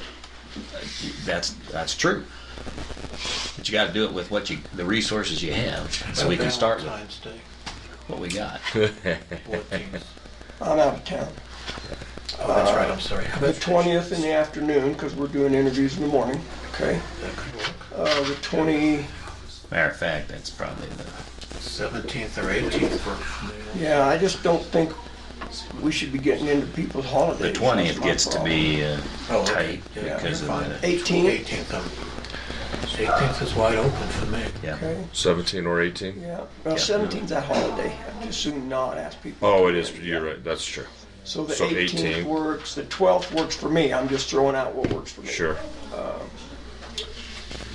The 25th, Yeah. 27th. We could do 28th in the afternoon. We have a BOCC meeting here with a staff meeting to follow, but I can't do the 3 days before that. before what? The 25, 26, or 27 you can't do? I can't do the 24, 25, and 26, 27 maybe. 27, maybe 28 in the afternoon. 28 after we'll break for lunch and go. Yeah. Let's have do the that. meeting after that. Okay, so Today's kinda- I'll put that as the number one choice, and then Yeah, and then offer up the 27th as the second choice maybe, or the 18th. Sure. I have a. Yeah. Yeah, that's fine. I have an attainable housing meeting at 2:30 in the afternoon. And what day? What day is attainable housing, Jay? 27th at 2:30 or 2 o'clock. So that'd have to be 2 o'clock. AM then. Yeah, it'd Okay. have to be in the morning. Okay. Yeah, I'll be fine. 25th or 24th are both open for me. Commissioner Candy can't make Oh, okay. those. Sorry about that. Well, you guys have given me 3 days there that Right. would work. So let's see if we can't make one of those 3 days work. Sounds like a plan. That's March a very cool. 9 through I like your 13. sticker on your phone there. That's pretty cool. The sticker on your phone on the back. Oh, Where'd you get that at? the At Antlers? tourism board has them. I'll get you some. I got some small ones and some big ones. March 9 through the 13th, I would be available. Well, hopefully we could get it done before then, just But- because March 9, 10 would be. June will be here before we know it. Yeah. If we don't, Exactly. All right. Okay. So yeah, I think if we Okay. can, we just can't ask 17 people to tell us what day they're available. I think Yeah. we shoot them 3 or 4 options, and the majority of them. That's why I said we could pick. Well, I think the three Several of you being windows there and is let 'em- more let 'em important look than at any it. of the rest of us, Right. quite at this Right. point. Okay. So, We'll push for those 3 days and we'll see what happens. and you'll invite Bob. Yeah, I'll see if he can make any of those, yeah. Okay. Yep. Well, and really, again, here you go, doing our job. I appreciate you doing that. No, I'm fine with that. We just gotta drive on them. Right. And if nothing else, if Bob can't make one of those, he could maybe send us an email and just say, hey, listen, here's some recommendations, or here's some companies we've worked with in the past. Right. Take it for what it's worth. Or you can dial in. Or we could go Donna? down. We were discussing, and I sent you an email, you may not have gotten it, but. I was in Okay. the program. So I was asking if you knew the underfunded courts is a reimbursable grant. I should know it, and I don't. If I'd have thought about it, I'd have found out, but. And it was Brenda did all that, so I just don't know. I think it is, but Probably. I would we're just say gonna have to have 30 grand. That was RJA. What did we do with the last grant? It was the same grant. no, I Did don't they think. draw on It's it as we just- got it? Yeah. Did they just bill us? It's the same thing. And we could probably bill it and get reimbursed before we ever have to Yeah, write the that's check. right. This is exactly the same grant. Yeah. Well, But I'm sure that no. turnaround's Yeah, probably pretty process quick, it. though. Was RJA underfunded court? Yes. Uh-huh. You did the Sure was. briefing on it. Yep. I did the second. He got thrown out on Yeah, that's right. No, that was for the funding. That was for this round. Yeah. Yeah, and the last round was the Same- same. same grant. Underfunded grant. Same grant source, I should say, not the same grant. Yeah. but same grant source. Same grant source, same grant process. Should be pretty quick Should be the turnaround because same. it's already been approved. So all you have to Right. do is just submit the bill and they Right. They reimburse us. So it's not like we'd be out that money for 6 months. And it could be timing. We could get billed for it. Don's good Potentially at early. moving the money around. Is most of the time, as the bill comes in, like the 21st or 22nd, once those are known, then it can be submitted In the cycle. in there and they just slide through. Sure. All right, thank you, sir. Appreciate it. Right. Thanks, gentlemen. Anything else? No, I'm trying to cost us. Sorry if I broke any Thank you, bones sir. there.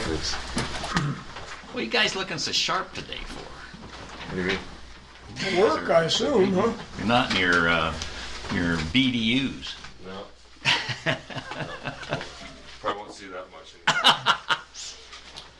Okay, next item of business. Thank you. Consideration of, Don, did you have a question? Or?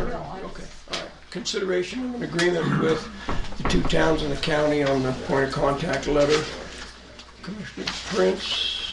I think Kanda had it, and Jay did a great job. Here's the letter. Yeah, I've got the other two since my computer. I was going to pull up my computer, but yeah, I've got it too. But okay. Anyway, It was just, as I always do, it's just a rough draft. Feel free to wordsmith I it, think change it any way you I like. think you did it exactly right. All we're looking for is the single point of contact, working in behalf of all three entities with and coordinating through them. I can't think of a better way to word it, unless you've got another suggestion.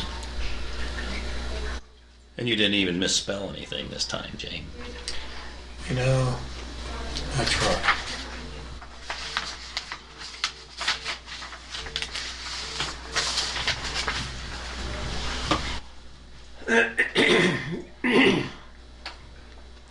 Yeah, the only thing when I read this, I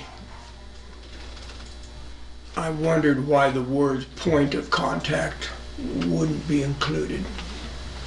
What'd they say? As a representative of the three entities, you can put point of contact there if you want. It's the same thing, I think.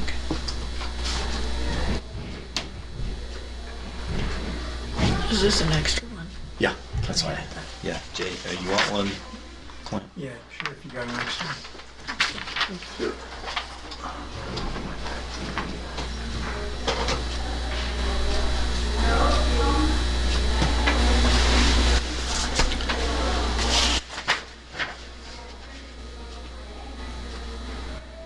Group's pleasure. You want, Tom, when you CDOT requested that a point of contact or one person per in POC or point of contact maybe?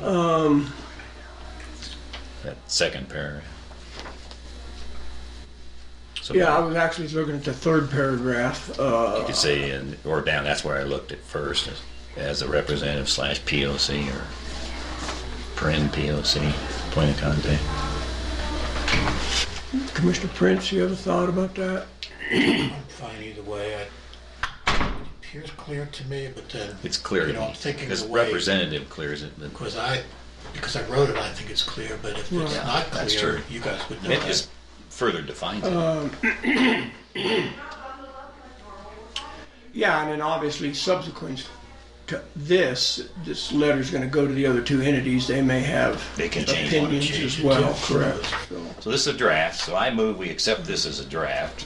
And if you want to put in the POC somewhere, I'm good with that. But I'll move that we accept this letter and then further forward it to the municipalities to review and comment. And we can have a discussion if you want. I'll go ahead and second it. Okay, it's been moved and seconded to approve this draft letter. Do we need draft written across it, or are we okay? I think we ought to put draft on it. I mean, I'll print it off when I have computer, and I'll, Yeah, it has a draft put in, banner I'll on it. I'll put draft. They can look at it, review it, and get it back to us, and we'll put it on our letterhead and send it out.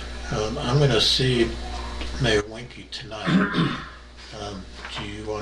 Does somebody want to send it over to I'll send Mayor it over. as well? Sure. Okay. And I'll Fixing send it right to now because my internet is Okay, you don't have this on your... Is yours up? Yeah, I had it in my board on packet. home. What I do is I do it okay. on my home computer and I email it to myself just because my home computer has a screen I can see. Yeah. That's what I get. Further discussion? What is it, the first heading, this letter agreement? Shouldn't it just be this agreement? I did see that. It's either this letter of agreement or this agreement. It's agreement of understanding, so this would be I don't this think the agreement. word letter needs to be I think in it's there. this agreement, you're absolutely right. Take the word letter out? Yeah, I'll Yeah. delete that. No Good. problem.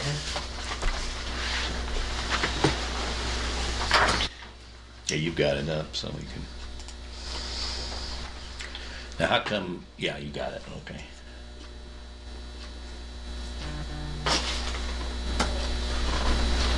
So it would read this agreement by, and probably a comma after this agreement by and between Custer County, Town of West Cliff, Town of Silver Cliff. I'll take out the word letter. I'm used to doing letter agreements. Okay. This really isn't one. It's an agreement of understanding. And then I was I trying don't, not to make it into a true formal agreement, ratification. this is and all just that a- stuff. this is just a- and because it's from all three of us, I don't think it should be on county letterhead. Doesn't have. You said it should or should not. Should not. Should not, I agree with that. Yeah. You know, white paper. Okay. Yeah. Further discussion? Okay, so I'm good. Hearing none, we'll proceed to vote. Public comment, sorry. Hearing none, we'll proceed to vote. All in favor say aye. Aye. Aye, opposed nay. Motion carries, so we will, they will forward this to Okay, I will make that. Bill, well, forward the new one to all of us, Yeah, but. what I'm gonna do you're is make carry two it. changes. I'm gonna take the word letter out, and I'm gonna put the background of draft on it. Okay, and then I'll email it to everybody. And actually, we can just email it to Steve and Paul, can't we? Sure, why not? We can. Yeah. They'd get it today, for sure. Let's So, do it. okay. Cool. All right, thank you. Do you want me, is your computer working as quick? Mine is, yeah, I don't know. You want me to send it to you? Want to take the word letter out and put draft in the background? Do you know how to do that in the background? It's called a watermark. Yeah. I'll help you. I can do it. I'll do it right now. Carrie, are you connected to the Your computer's I working? am. Wi-Fi? Well, yeah, I had it on my computer. Mine's Oh, I working got it. and I got the it. Yeah. system's working. Is yours connected to the Wi-Fi, or do you want to send it to Kara and she can send it? Or make a print?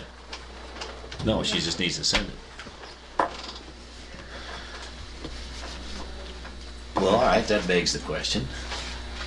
We could put Tom's signature on it if we wanted to send it over. Any way you want to do it?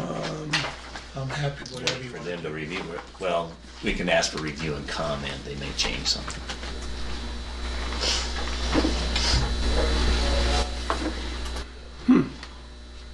Yeah, I don't think we want to sign a draft, do we? Not a draft, unless we Well, we're thought going the to write draft the word was... draft on it, so we probably don't want to. Yeah, you don't want to sign And that. I'm struggling finding the draft. I'm at the insert, but Kelly, do you know how to do it? I thought it was under insert, but I can't seem to find it. So. Look under, Look under Fine. edit. Paragraph. Pardon me? No, maybe not. Maybe that's All not right. what Say how like many the times. third one over on the top. So it says search, put watermark. Yeah. Write the word watermark and it'll take you right to There it. it is. Okay, and then, yeah, and then what you do is click on one, And then type whichever one you it. want, Right. and then you can change the word. Custom either Yeah, one, from yeah. confidential to draft. Make it on top so that it doesn't... That's how I do it. Because I never could find it unless I go to the search thing. You see Yeah, how this there's a toolbar. team works? There's a toolbar that allows you to do it, but I'm sure of it.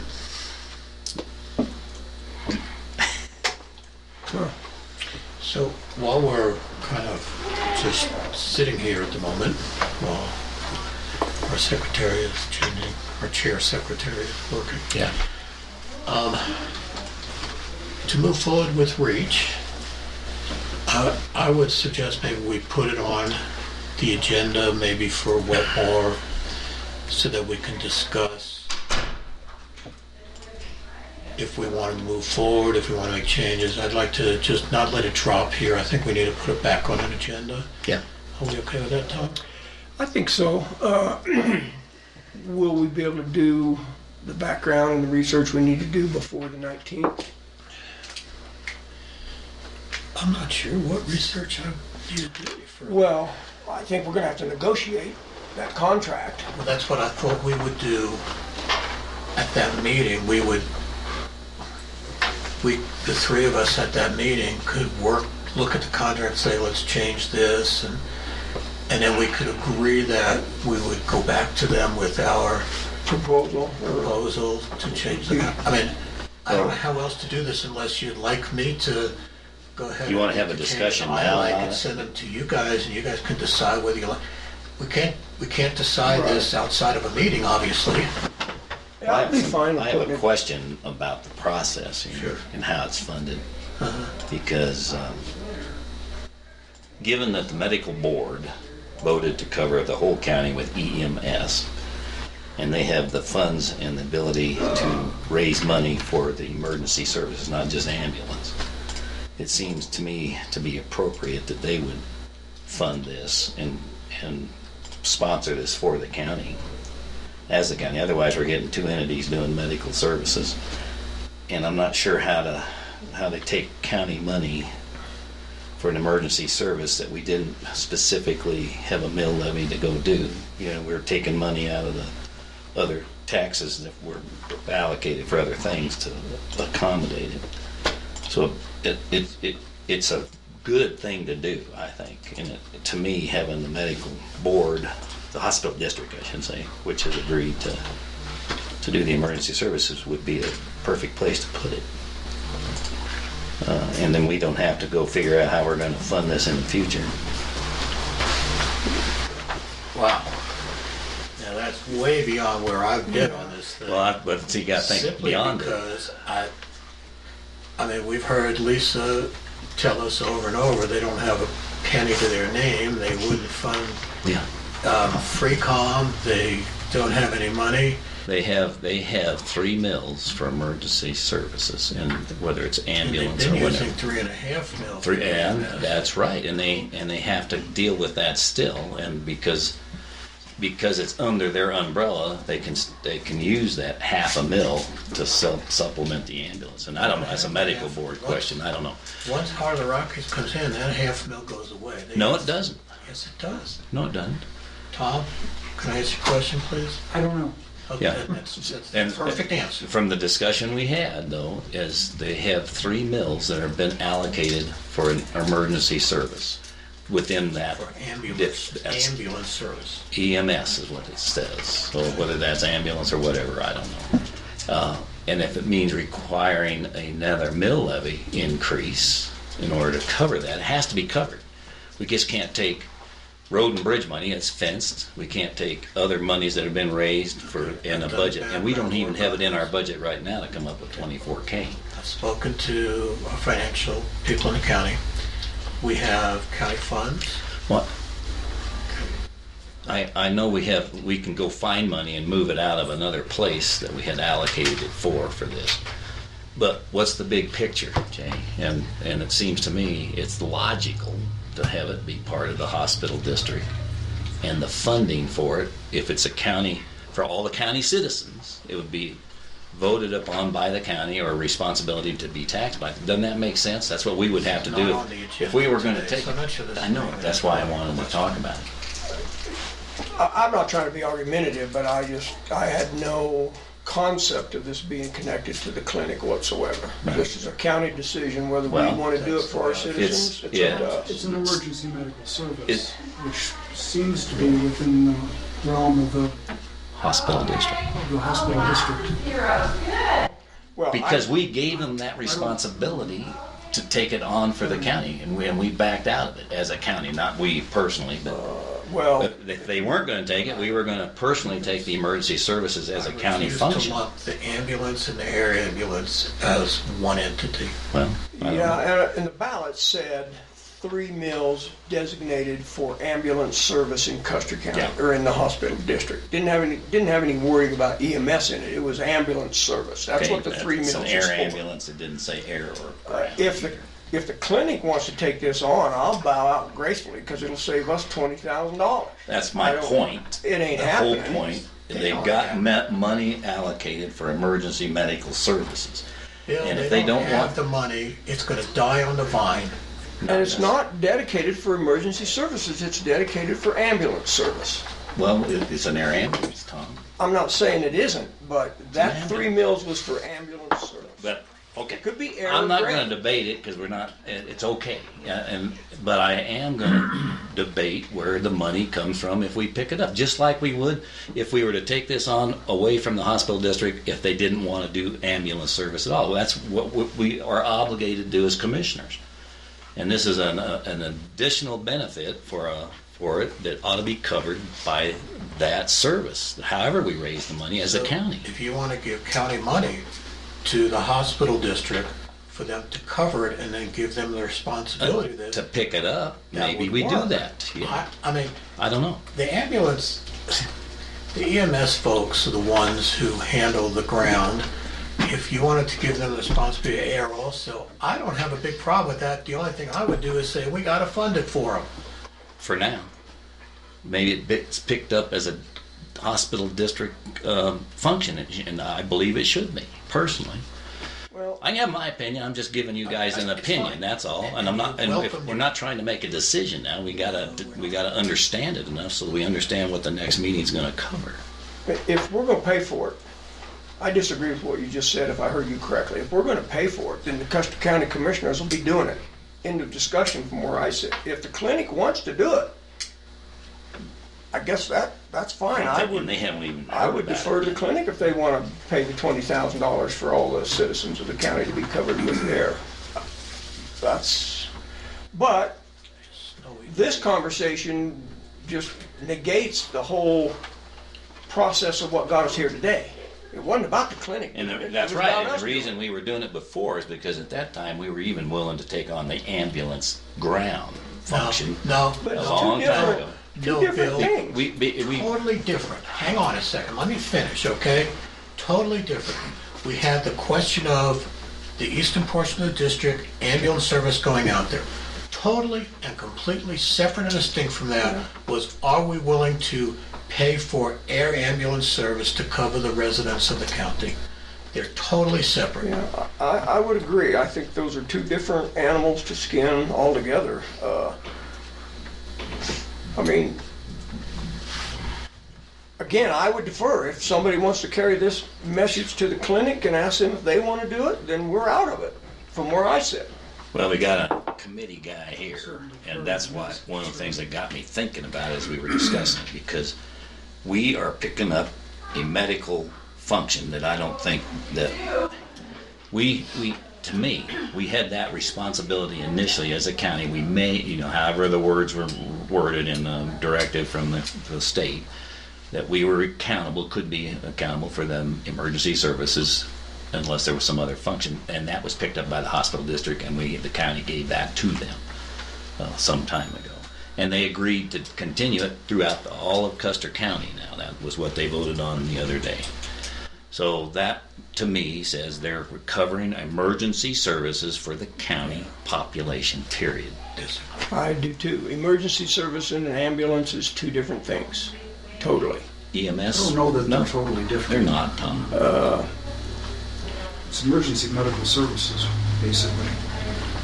And how they function. Ambulance or ground ambulance or air ambulance, it's all pretty much the same thing. The costs are different. So do you feel that, just your gut feeling, that if you would be willing, you, the hospital district, would be willing to take on a $20,000 expenditure for air ambulance service for all the members of Custer County? I don't know, but it's a question that the ambulance, the hospital board has to address.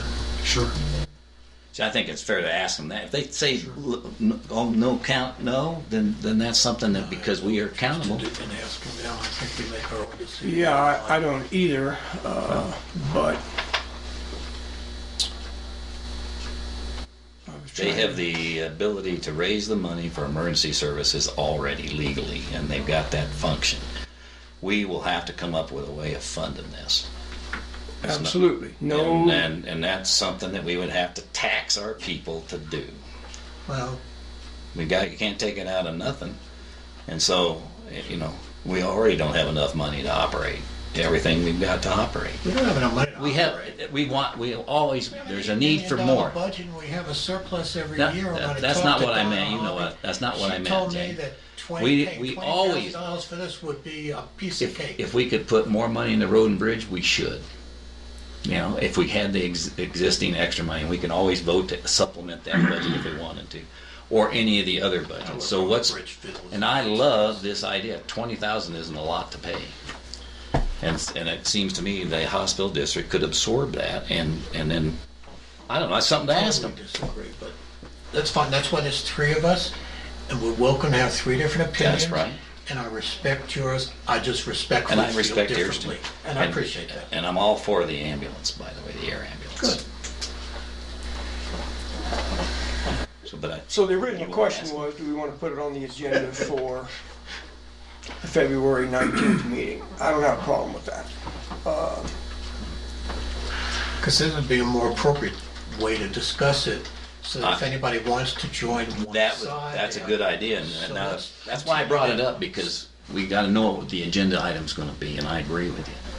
And we had a great opportunity to get the interest over there, and we'll put it on our agenda, and let's have a discussion. And we can... Ms. Kara, would you please put consideration of air ambulance service on the Contract. contract? Yes, thank you. You know, just air ambulance and ground ambulance are two different definitions here. I mean, they're treated separately. It's not lumped together as emergency medical service in the statutes. Yeah, I mean, How does the statute address air ambulance? Air ambulance means a fixed wing or rotor wing aircraft that's equipped to provide air transportation. And then when you get down under ambulance service, it talks about ground transportation. Well, sure. So, I mean, it's... But it says form of emergency medical service.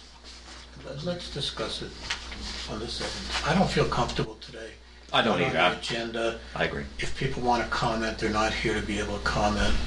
I think we're off topic discussing it much further. I mean, I get your point, I respect it, but I think I'd like to do it where people have an opportunity, because I know Lisa sent me a little email earlier saying she saw that the gentleman from Reach were here.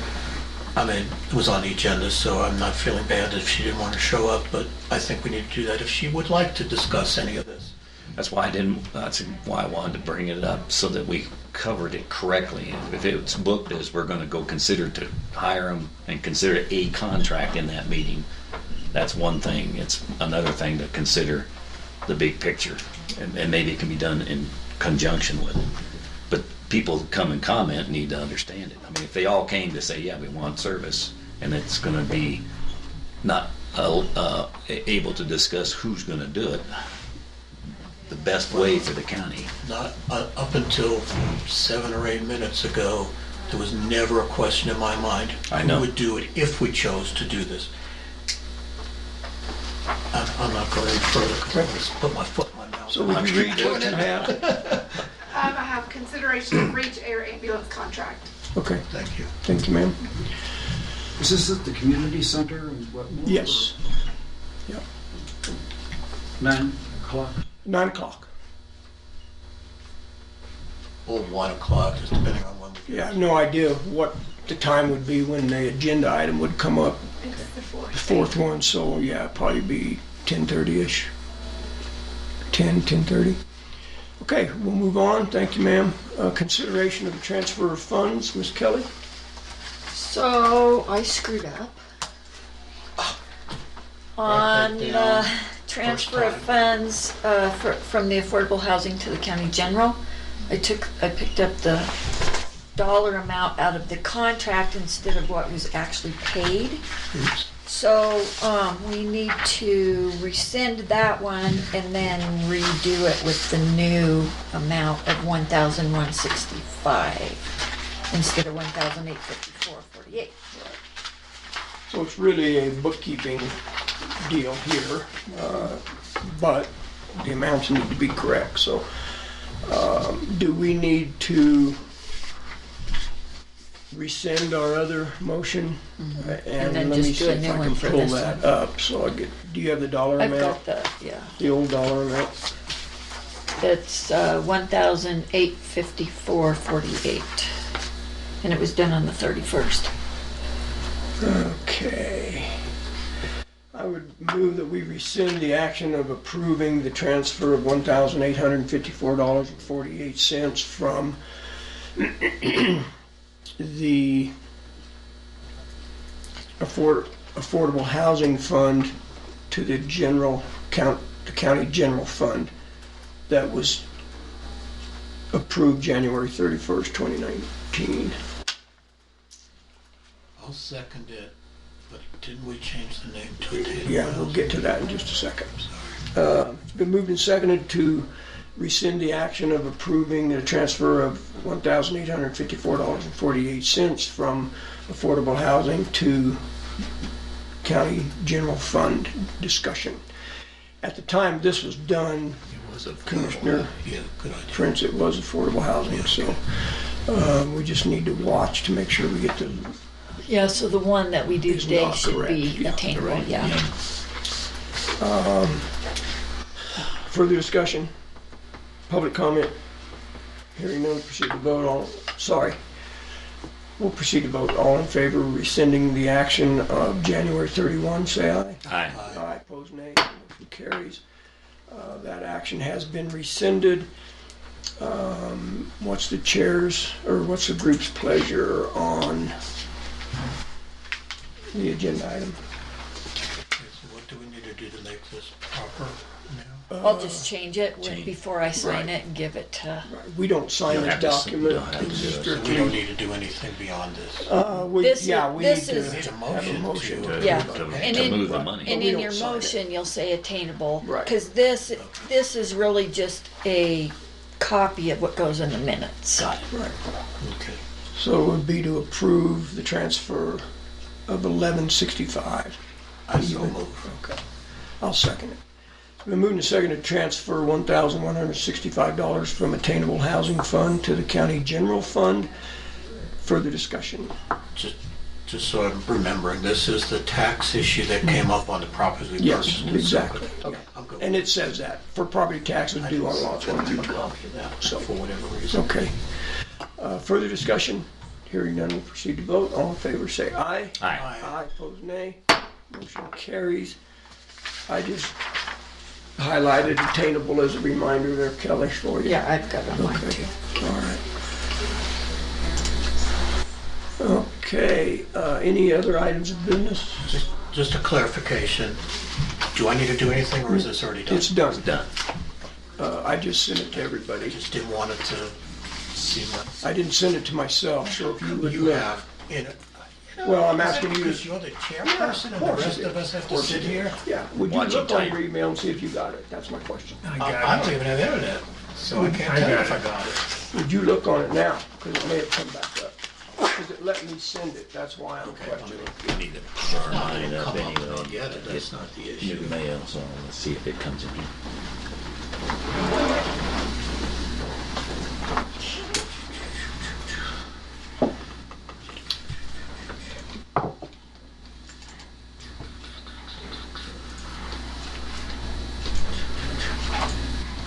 I move that we extend these meetings another hour. Just, Just so we can make sure the internet's up and running. yeah.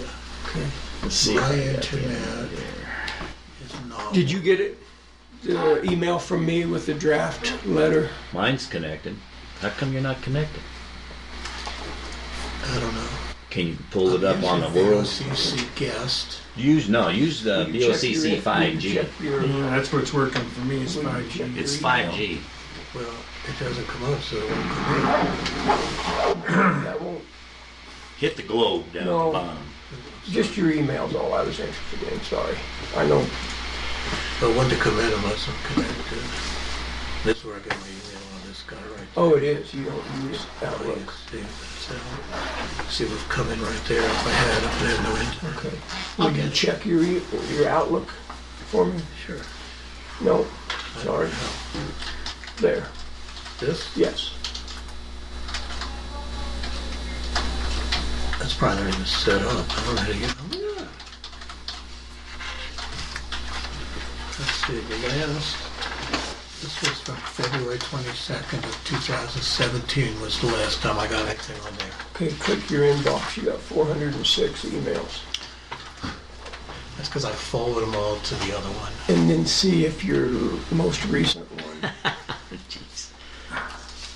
Yeah, just double click that man, but I know what the county, let's see, and then I'm double clicking away, nothing happening. well, your inbox should light up. Interesting. I can't see because of the glare on it. You can manipulate my computer. can't you? Yeah, well, that is very strange. I never use Outlook. I use Okay. Gmail, but this is all forward to my Gmail. I haven't missed any emails. You don't. As long as the internet was working. but your guest's function isn't working. The guest Right. Didn't work, and then I tried the other one. both of 5G, them. I didn't do 5G. it's got a different password. Oh, see, I don't have that. I do. I gotta That's find what it. I've got too, by golly. Got this break on now. Yeah, so it's trying to load your most Let's see, recent. where do I don't I know how put often you the this password? The problem with having the password is you gotta remember where you put the password. Yeah. Where did I put it? Yeah, that's strange because Kara received hers. See, I go down here, if you Yeah, go all the way okay. down, and it just says, see that little Yeah. yellow thing? Yeah, right. You are not connected for some reason. I So don't know I why. click that one right there, and then pick which one you want to try. And it says you are connected right now, but Well, oh, that's there's your no dance, internet. He must not be. Alex just is, just Alex. Oh, looks like it's connected now. No, is that yellow thing there? yeah, it's gone. Okay, then I'll get it on my regular one. So let's see about your. I got that. Still getting a decision receive error, so I don't know, Jay. That's yours is set up differently. There's no doubt that I have it. Okay, yeah, You because have the Kara password received it, so I was able Do to. you have the email it. password for that 5G? Oh, See, I use it, there's my web email. right. Okay. Yeah, you just. And it's coming up, I've got it. Tom draft. Yeah. Yeah, now it's Jordan regarding a hot zone. Lisa, according to reach discussion. Okay. Anything else, gentlemen? No, good. Any public comment? Hearing none. So just real quick. Tom, go ahead. Is it unfinished business, or what is the issue with the ambulances, their inspection certification? We approved those. We did that last meeting. That was all approved? Done. Yeah, they Okay. picked up the certificates. The only question we had was there Susan were two Taylor of picked them, them up. and one was going to go somewhere. And One somewhere was else. for the file, one was for One- the ambulance barn. They were tied to the inspections. I followed up on Yeah. that. Okay, great. Yeah. So that's been done, you bet. Good question. So if we're going to discuss the contracts of the public comment piece here on the meeting in Wetmore, then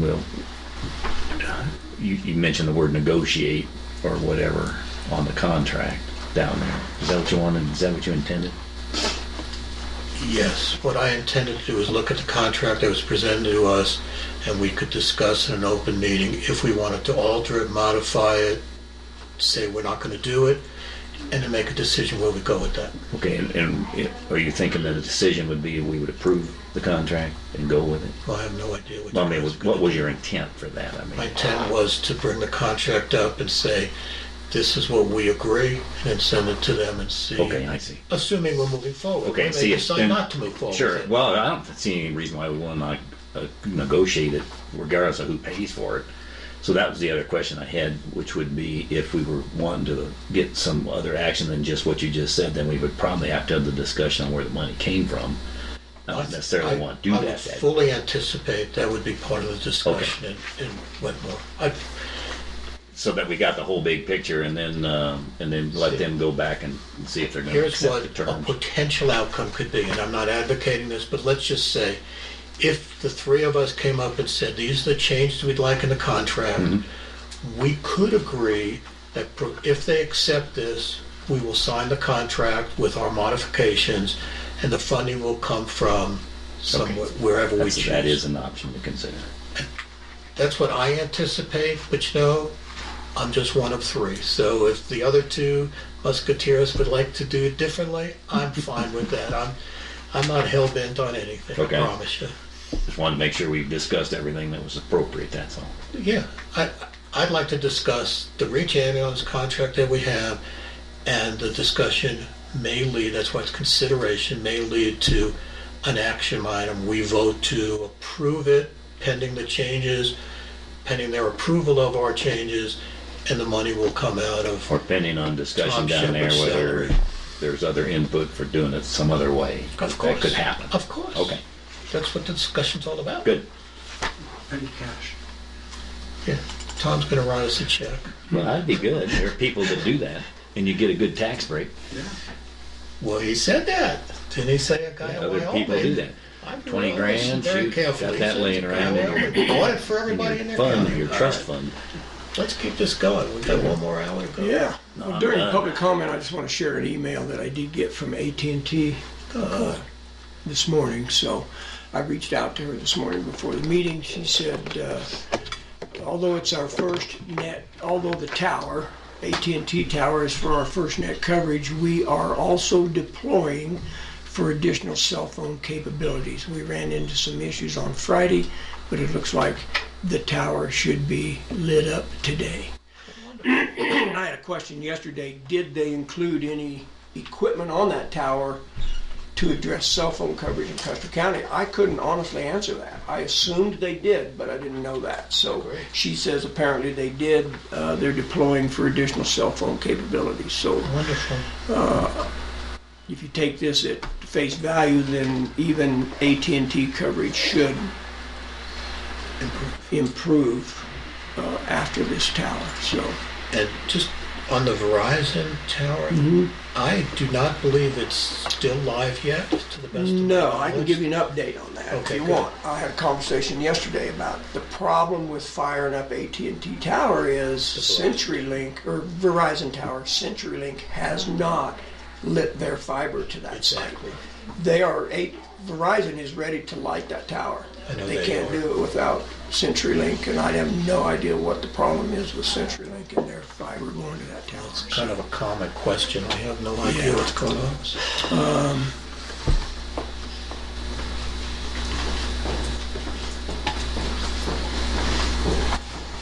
Anything else? Well, Lisa's commented on the discussion with Reach, but I don't know that it's appropriate here. I have one other thing here. Go ahead. Since you brought up the other thing.